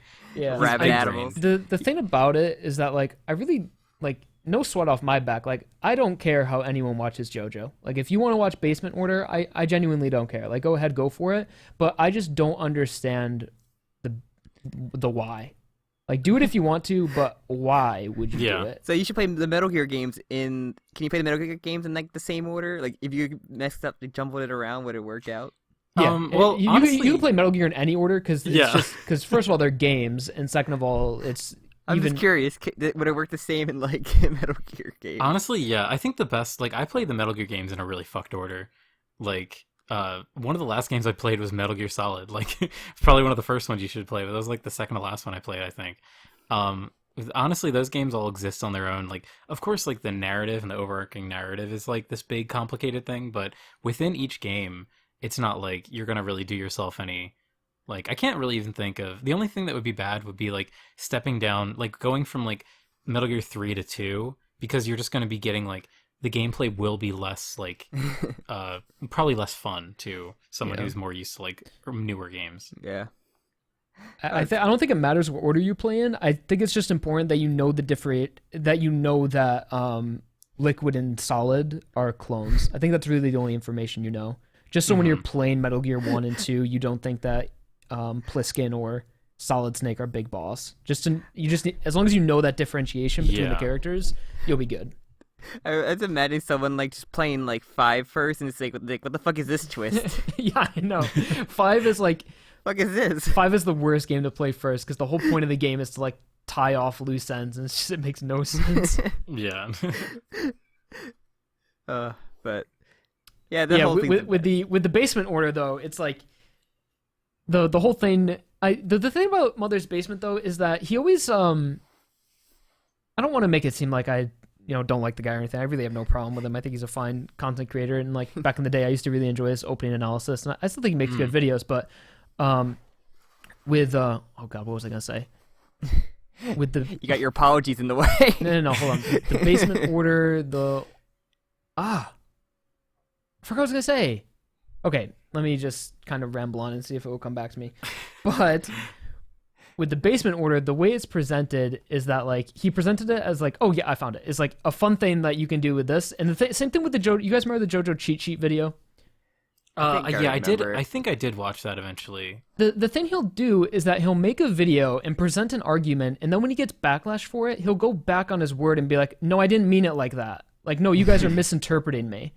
It's like, no, we're not misinterpreting you. We have questions. You're just getting a reaction you didn't expect, and now you're trying to like go back on your word. Anyway, here's the the sword art video. Forget Yeah. what I said. No, yeah, like the whole thing with the JoJo cheat sheet, in the beginning of the video, he's like, so JoJo Part 5 is coming out, or I can't even remember. It was like, yeah, JoJo Part 5 is coming out. Yeah, it was and Part 5, and yeah. if you guys don't want to watch the series, watch this video, and you'll get caught up, and you'll know what's going on. And then after the video came out and he was getting backlash, he was like, no, you guys are dumb and you don't understand. This video was for pre-existing fans that had already watched the series, and it was supposed to be a recap for them. And it's like, no, that's clearly not. Yeah. That's not Also- how it was presented. He literally says it in the video. He's like, "Yeah, this is a way to catch up, so you Yeah, can watch." and the then on video Twitter, thing." and then on Part Twitter, five- he's like going off on a thread like, no, you guys misinterpreted the video. It's like we didn't misinterpret it. You like baited us. It was for Or, part like, 5, which is like or the just like most, going back on the word. Yeah, but the thing with the basement order is that like, again, the way he presented that is like, here's a fun order for people, like ideally for people that have already seen the series that want a fresh perspective on it, or for new fans. And the thing is like, I just don't understand why you would watch it out of order. Like you can if you want to, but it just wouldn't make sense. Like I think he recommended to like watch part 5 first, and it's just like. The main thing with that is that like the way Giorno's character is designed is for you to appreciate the way that he is different aspects of Jonathan and Dio. Yeah. And when like the 7-page Muda and the way he says Muda and so many things about his character, it's just like the series was written in a specific order to have payoffs at some point and have you appreciate these characters and understand them to some extent. I'm pretty And, sure like- he says for part 3, you stop like halfway through to read part 1 to get the Yeah, backstory. it's just like yeah, you can watch part 5 if you want, but it's just part 5 has so much payoff from all Yeah. the other parts because you know Jonathan, you know Dio, and even Polnareff comes back to some extent, and it's just it was like or was it like stop at Polnareff reveal and then just read part 3, and then you stop at part 3 to read the Dio backstory. It was like weird. yeah, it's like circles within circles. like the order just spoils pretty much everything about everything because I think it was like 4 and then 5. So I'm like, Yeah, kind of me and Jim talked about this on like an episode, and just saying like there's so much fan service payoffs in like parts Yeah. of JoJo that you So it's miss like- out on. yeah, there's so many, like when you see the 7-page Muda, it's like one of the best moments in all of JoJo. But if you had never seen anything before, it's just like a beatdown. It's just Like, imagine reading part 7 first, and you get the world reviewer, and you're like, what the fuck is this supposed to be? so yeah, Yeah, that's it just just my doesn't opinion on it. Like I don't care how you watch JoJo. Like I don't even care if you read it out of order. I think that's fine. But I'm not I gonna just stop you. I don't understand why you would advocate for it. Yeah, Mhm. don't encourage it. Nonetheless, die on a hill for it. So Yeah. You like just there's- watch the game theory. What does a liar taste like? JoJo and theory. yeah, it is not gatekeeping to recommend someone to watch a series on episode No. 1. I'm not gonna tell you how to watch Yeah. or read what you want.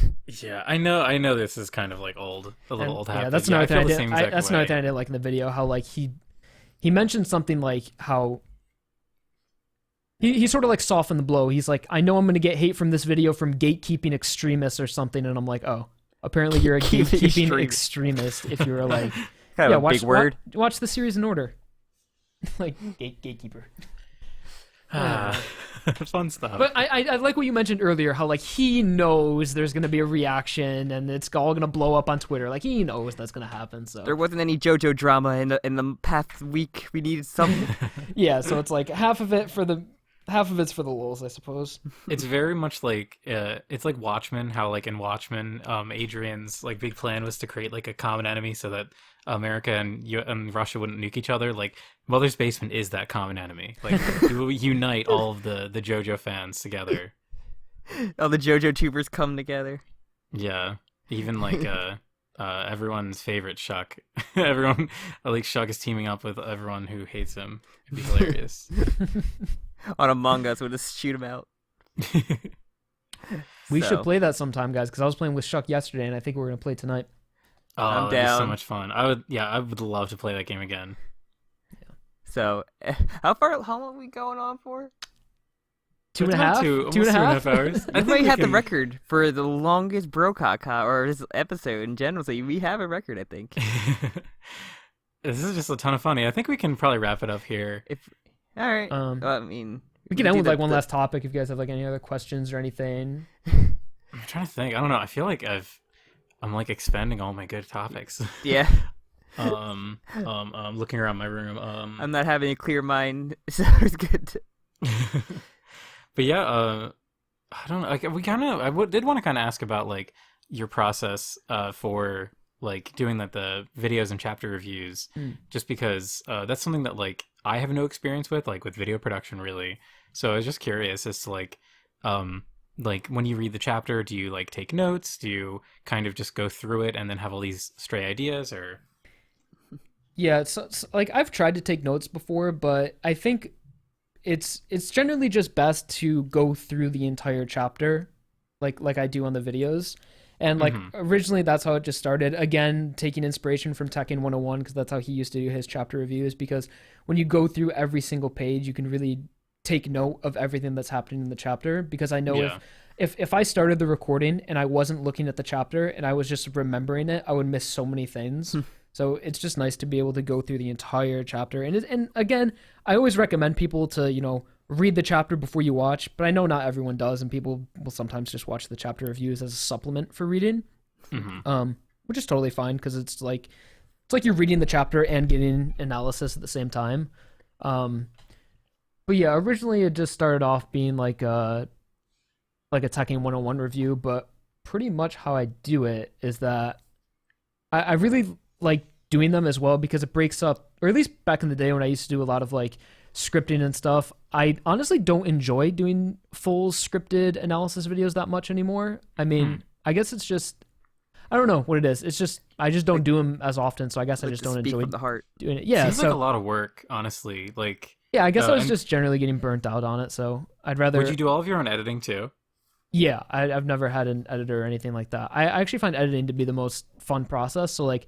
Oh, yeah. I've always considered getting an editor, but like, I like editing a lot, and it's always been my favorite part, so I know it'd be nice to have an editor, just literally just send the audio to someone and then have a video ready in a few days. That'd be really nice, but I generally enjoy editing. I feel like editing is a big part of what adds personality to your channel and just, I don't know, makes it my own. So what I started doing recently for the JoJolion reviews is that I used to edit it, so it would I would bring the footage into my software and then chop it all up and then put the panels on when it was certain.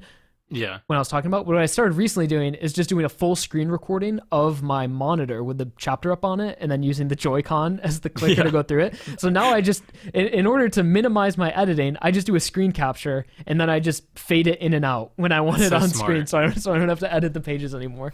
Which is like also, I love that you use the Joy-Con and that you always have to say, guys keep asking me why I use this Joy-Con. It's because this is how I get through the chapter. Yeah, like every 5 months, the comments will rouse up again where people are like, someone's like, yo, what game is he playing? But yeah, the Joy-Con is a 5-head move. That thing is great. Big brain. Because it has so many buttons on it. It has like actually like 15 buttons on one Joy-Con if you include all the directional movements as well. Wow, that is crazy. It's perfect. Damn, Sammy got to step her game up. That's generally the way. And also, I like doing the JoJolion reviews a lot because it's just... like I said, it breaks up the monotony of the scripted content I used to do a lot of, as well as it was just nice doing different style videos, like setting up the lighting and the camera and everything, and not having to like use a full script and just kind of having a free flowing discussion. You never had a problem like filming yourself, or like any thoughts? Like, you ever had nervous like thinking like, oh man, should I really film myself? I mean, when you first started. Not really. Like, I'd show my face in other videos, and again, I was going off like the Tekken format, and it's just, yeah, I wish more people in the JoJo space showed their face. I feel like everyone's like going behind because another thing is that like I was getting so bored of editing, because I was just using, especially when I'm editing like the analysis things, like I have like edited through, if someone asked me like, hey, what scene is it where Yukako like lights this girl's hair on fire? I'd be like, episode 12, 19 minutes in. Like, I have gone through like editing through footage of part 4 and part 5 like so much, to the point where it's like I'm almost like bored of editing with the footage anymore. So I generally prefer doing it on camera because it's less editing, and I think it's good for viewers as well, because like, again, if you make like 8 part 5 videos, you've pretty much edited the same video like 8 times. So going over that whole footage, it's just like, because like I've made like a lot of part 5 videos, and that's just one aspect of it, getting bored with the footage and whatnot, because it is just putting in the same clips every so often. So I just enjoy doing the face stuff more. I wish more people did that. I would like to. I know like we haven't had like a proper face reveal yet. And Sam, I know Sam is not eager. I hate pictures. I kind of hate seeing my face on anything, so I get like really bad and like. Yeah, I just don't have like a good space for it, because like lately fair. I've been kind of like stepping out of just doing like the podcast and stuff, and I've been doing a lot of art streams actually. And like I'm always like, should I like have a face cam? Is that something that anybody would care about? But I mean, it's really fun to stream. Like, I just like doing simple streams like that. Yeah, it just comes down to what your preference is. But I found a lot of enjoyment with experimenting with video formats. Because, yeah, like I look back on my channel and like I used to do like the big, longer analysis videos. And I still I want to do a few of those. But generally, I just like to change content over time. Or not change content, but the way my content is, the way it's presented. Like the CBR videos and stuff, like back in the day, like I would never do something like that. Like I would have thought they were like cringe or something, but like whatever. No, they're great. Yeah, like they're fun. You always just bring back Stranger Things. Yeah, Stranger Things analysis. Yeah, like I used to be, I all my older videos used to be like so serious, and I used to try to have like everything be presented so seriously, but I've just been, I generally just like don't care as much anymore. Like The secret is don't take it serious. Just take it like just be you and like. I just feel like the idea of being as like professional and intellectually accurate as possible, it's just not something I enjoy doing as much, and it's just honestly just it's not a formula for success. Like when you see like, and again, besides that, it's just something I don't like enjoy doing as much. Like before, I used to like I wanted my analyses to be so impressive. Like when I was writing the script and editing the videos, I feel like I would go so above and beyond to be like I want this video to be like the best possible it could possibly be, and then that would result in maybe like one video a month or something like that. But like when I see all my peers around me and everyone else that's succeeding on YouTube, it's like it looks like they're having more fun making content they want to make, and it's just not as serious, and it works. So like again, the things like the CBR videos are just like those videos are super popular. They take less time to make, and they're more fun to make. So I tried to hold myself not to as high of a standard and just make whatever I want at this point. Yeah, I think before you made like the first one, you just did like a Twitter video where you just like woken up and you just looked at one of like, and I thought that was so good. Like that was such an enjoyable like little video of you just like complaining about this article in bed or whatever. Yeah. So yeah, those are really fun. Yeah, I try not to do like I like to do the serious videos every now and then, but I mean, really whatever. Like again, I see other YouTubers like, this is a bad example, but like. I guess like the CBR videos are in like a similar vein to say like a Nux Taku video, and it's just I like Nux, but some of his content's a bit out there. But when I discovered Nux, it works. I was like so shocked that someone like this was just pumping out so many videos. I don't know how he makes so many fucking videos, man. Every video is 20 minutes to 30 minutes long, and like I think he has an editor though. So, but say what you will about Nux Taku, that man has an incredible work ethic. Yeah. He uploads daily. I went to his channel. He uploads daily. What? Oh my god, I didn't realize it was that crazy. Yeah, go to his channel. Sure. Daily. Every video over 10 minutes, too. It's insane. Damn. I don't know who that is. You don't know Nux Taku? I live in a hole there. I don't know who anyone is on YouTube for the most part. Yeah, Sam is pretty disconnected. It's really funny. I wish that was me. Like out of all the JoJo like tubers, you were probably one of two that I've heard of before like we really started up like the podcast. That's funny. And it's probably because I'm saying like, oh yeah, and check out Medi. Medi's great. Like, I think him and Medi, I think are the two I heard of before. Oh, I miss Medi. I haven't talked to Medi in so long. Yeah. So anything? Yeah. Sorry. No, anything for over 3 hours that I really got a pee suit. So, I think we can wrap it up here. Yeah, we can wrap it up now. I think that's good. This is a really cool discussion. Thank you for sharing all that information, especially about the process. I think it's really interesting to see, like, because you've been doing this YouTube game for so long, and just seeing how you've changed, how like different things have changed. It's really interesting. For sure, it's been an interesting change in myself as well, because like, as much as I like doing YouTube and stuff, it's been weird seeing how like the bigger, like the more my channel grows, like kind of like the less interested I am in it. So at least recently, within the past like year, I've sort of like been branching out and doing other things. And it's not that I don't like YouTube, it's just like I can't do anything about it, that I'm just like not as interested. So like I still like making videos, but I just think back in the day when I was I would upload like 2 standoffs. Like I would upload like 3 standoffs a week, and I was like, how did I do that? Like, I guess I just don't care as much anymore, but it's just a me thing. I found a way to get that spark. Like I know a lot of people who gamed on YouTube just like moved to Twitch and like kind of got more of a spark from streaming. So like being able to branch out from just what you're known for is probably like super calming. Yeah, so I've been experimenting, like that. Not really experimenting, but just like generally, if I want to make a video about something else that's not JoJo, I will. But they're like few and far between. Like the Stranger Things one, I made like a Fire Force video, but Nice. Yeah, super cool. I think it's really cool seeing people like change and develop and not feel locked in. 'Cause that's one thing that I'm like always concerned about is like, okay, obviously we're a fucking JoJolion podcast, so that's what people come to us for. But I mean, sometimes I want to talk about other things and like, I mean, this- there are people who really like the Hunter x Hunter stuff for more than anything. Yeah. Like, I gotta listen This to is those. Yeah, like- I want to hear you guys. I love the Chimera Ant arc. I want to hear you guys' thoughts on it.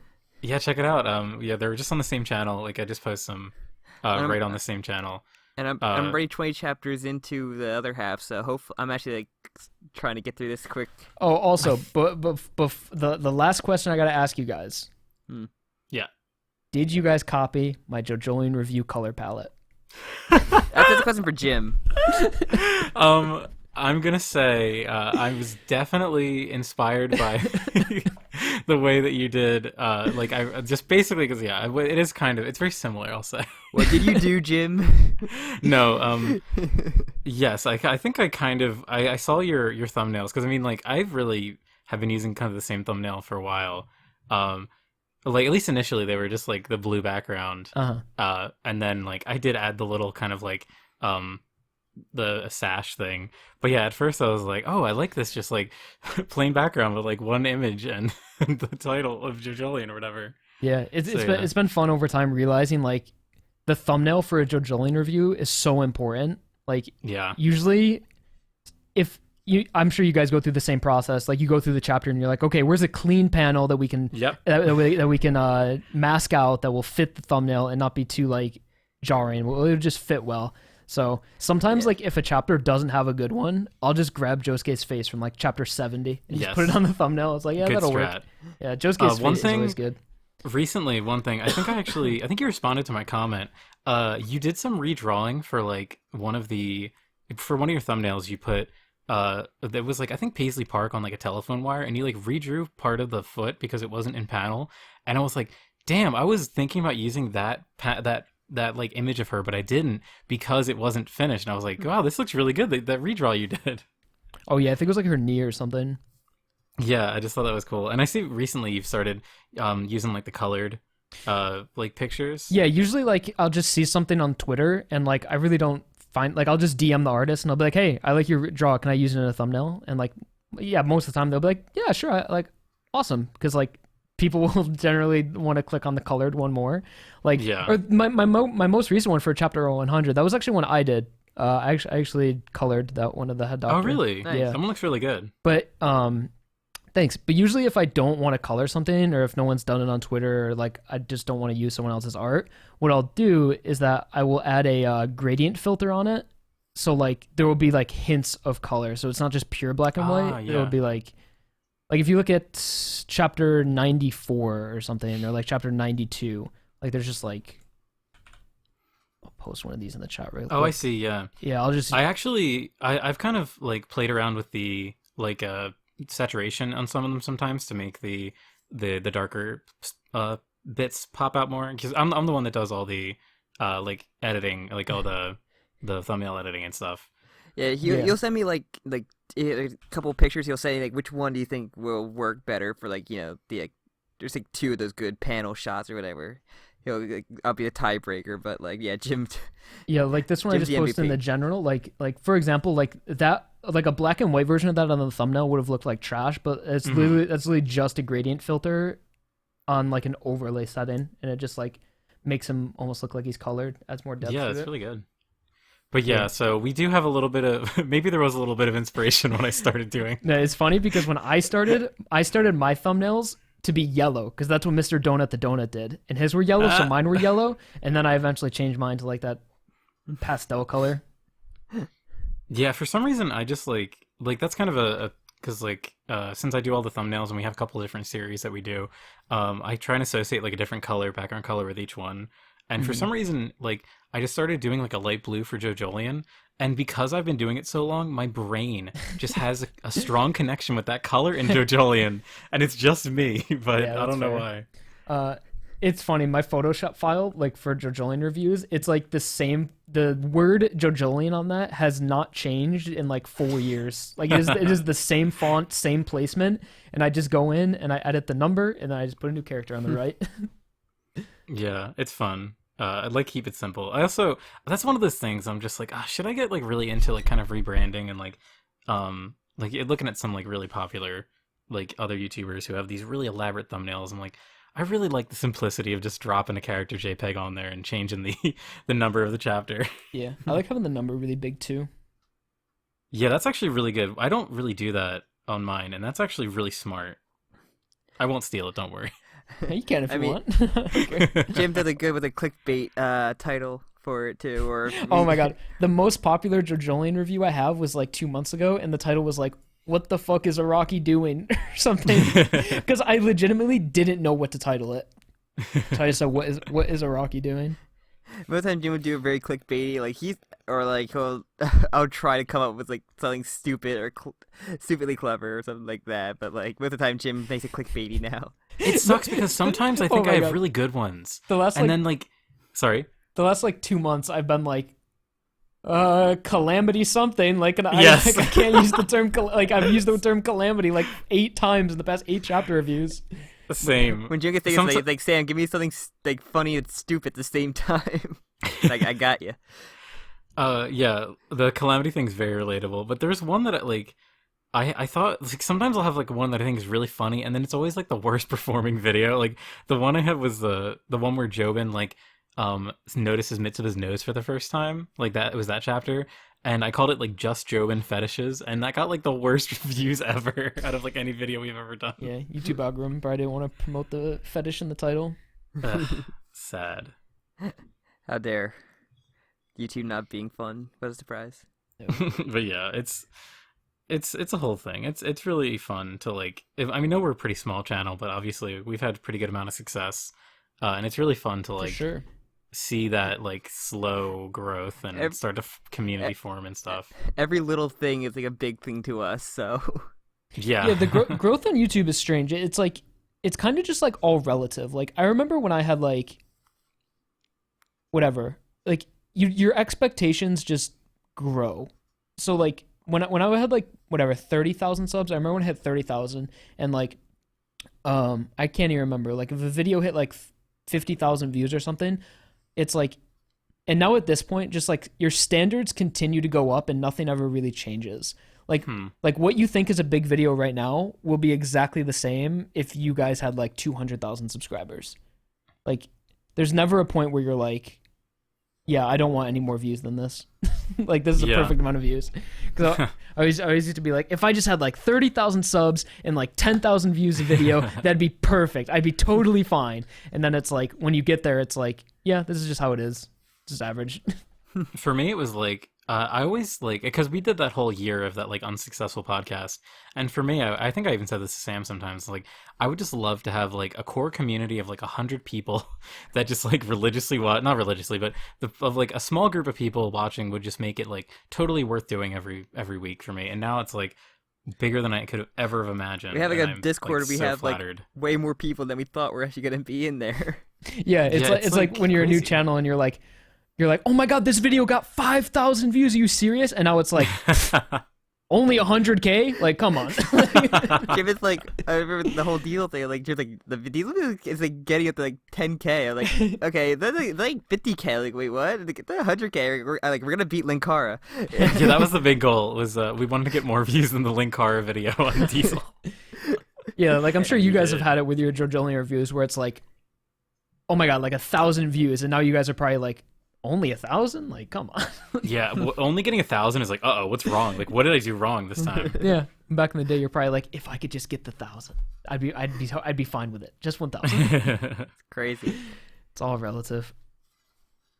Yeah, kind of. It's one of those things that's like kind of depressing. It's like that bit of knowledge that like you didn't know was there, but it's like, oh no, it's like there really is no ceiling. Like there's just never, No. there's never like an end point, like never an end level. Like you just kind of always keep going. Yep, it's kind of human nature. Hell yeah, just like Gurren Lagann. Never content. I don't need to cry more. All right, well, I think that's a good place to end it then, even though I've Yes. said that like 3 times. Yes, I every time you say that, I always bring up something else, so I'm not gonna bring anything up. I'm done. Save it for part 2. Yeah, next month we'll have you on again. For sure. If you guys ever want to do this again, just hit me up. No problem. I'll always be happy yeah. to come back on. Awesome. Yeah, this is so much fun.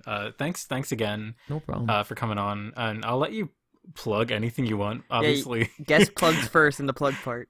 there's probably a bit of an overlap. Like probably all of our audience exists within your audience. But hey, if you want to plug anything, Yes, you guys can find me on youtube.com/xForts, where I post JoJo videos and JoJolion reviews, and Twitter in the description of those videos. and this one. And this one, yes. Okay. But no, I really appreciate it. Thank you guys. No, It's nice talking to you guys. Yeah, it was like I was so shocked when you responded to the email, and I was like, oh my gosh. Hell Trust yeah. me, my days are very uneventful. Don't worry. I have a lot of time. Awesome. That's cool. I guess a plug part. Thank you, anyone who made it to the 3-hour mark. If you want to question, what question do you want to give people to make sure they made it like 3 hours in?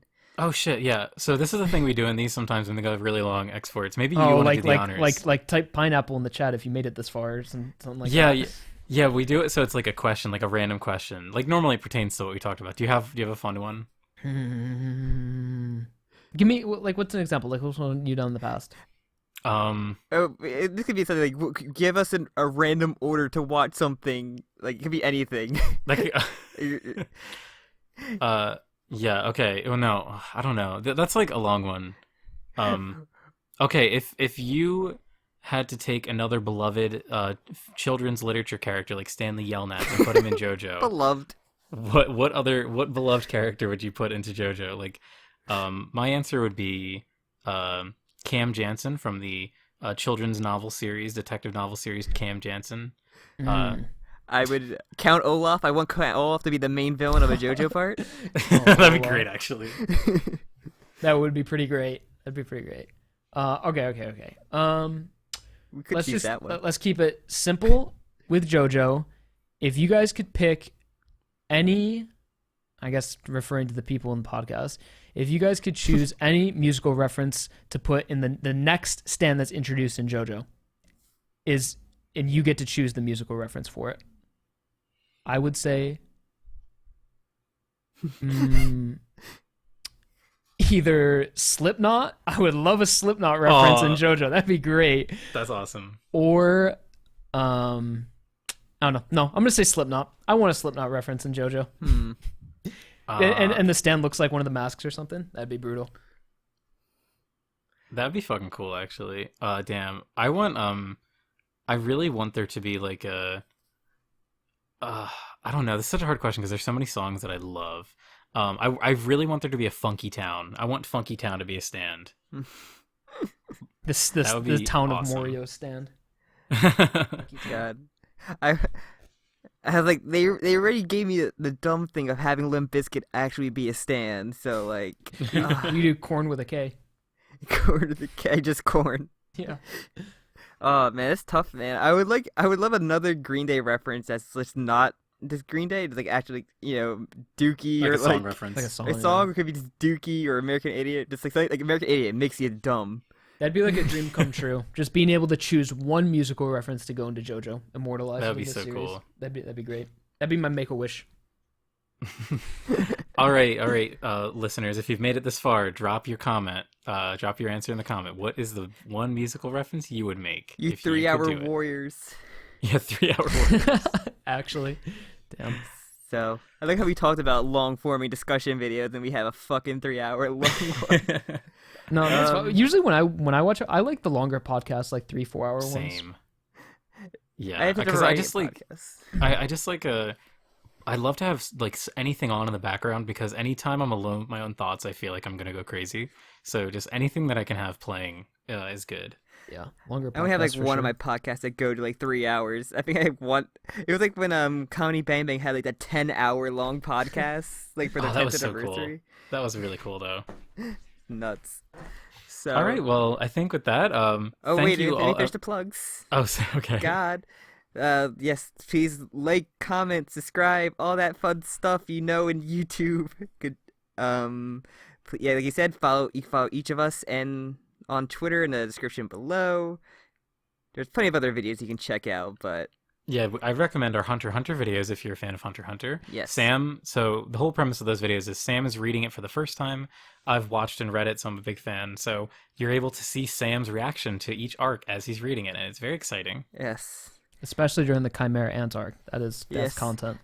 Oh, it's really great too how we broke it up, because we did the whole first half, and like hearing Sam talk about all these things that are like set up early, I'm just like, oh, they have so many good payoffs coming up. I can't wait. Also doing predictions of like who I think's gonna happen or who I think's gonna live and die and all that stuff. Yeah, if anything, just listen to the last 10 minutes of the newest one we put out, because Sam just does like long predictions about what he thinks is gonna happen in the Palace Invasion, and it was fascinating.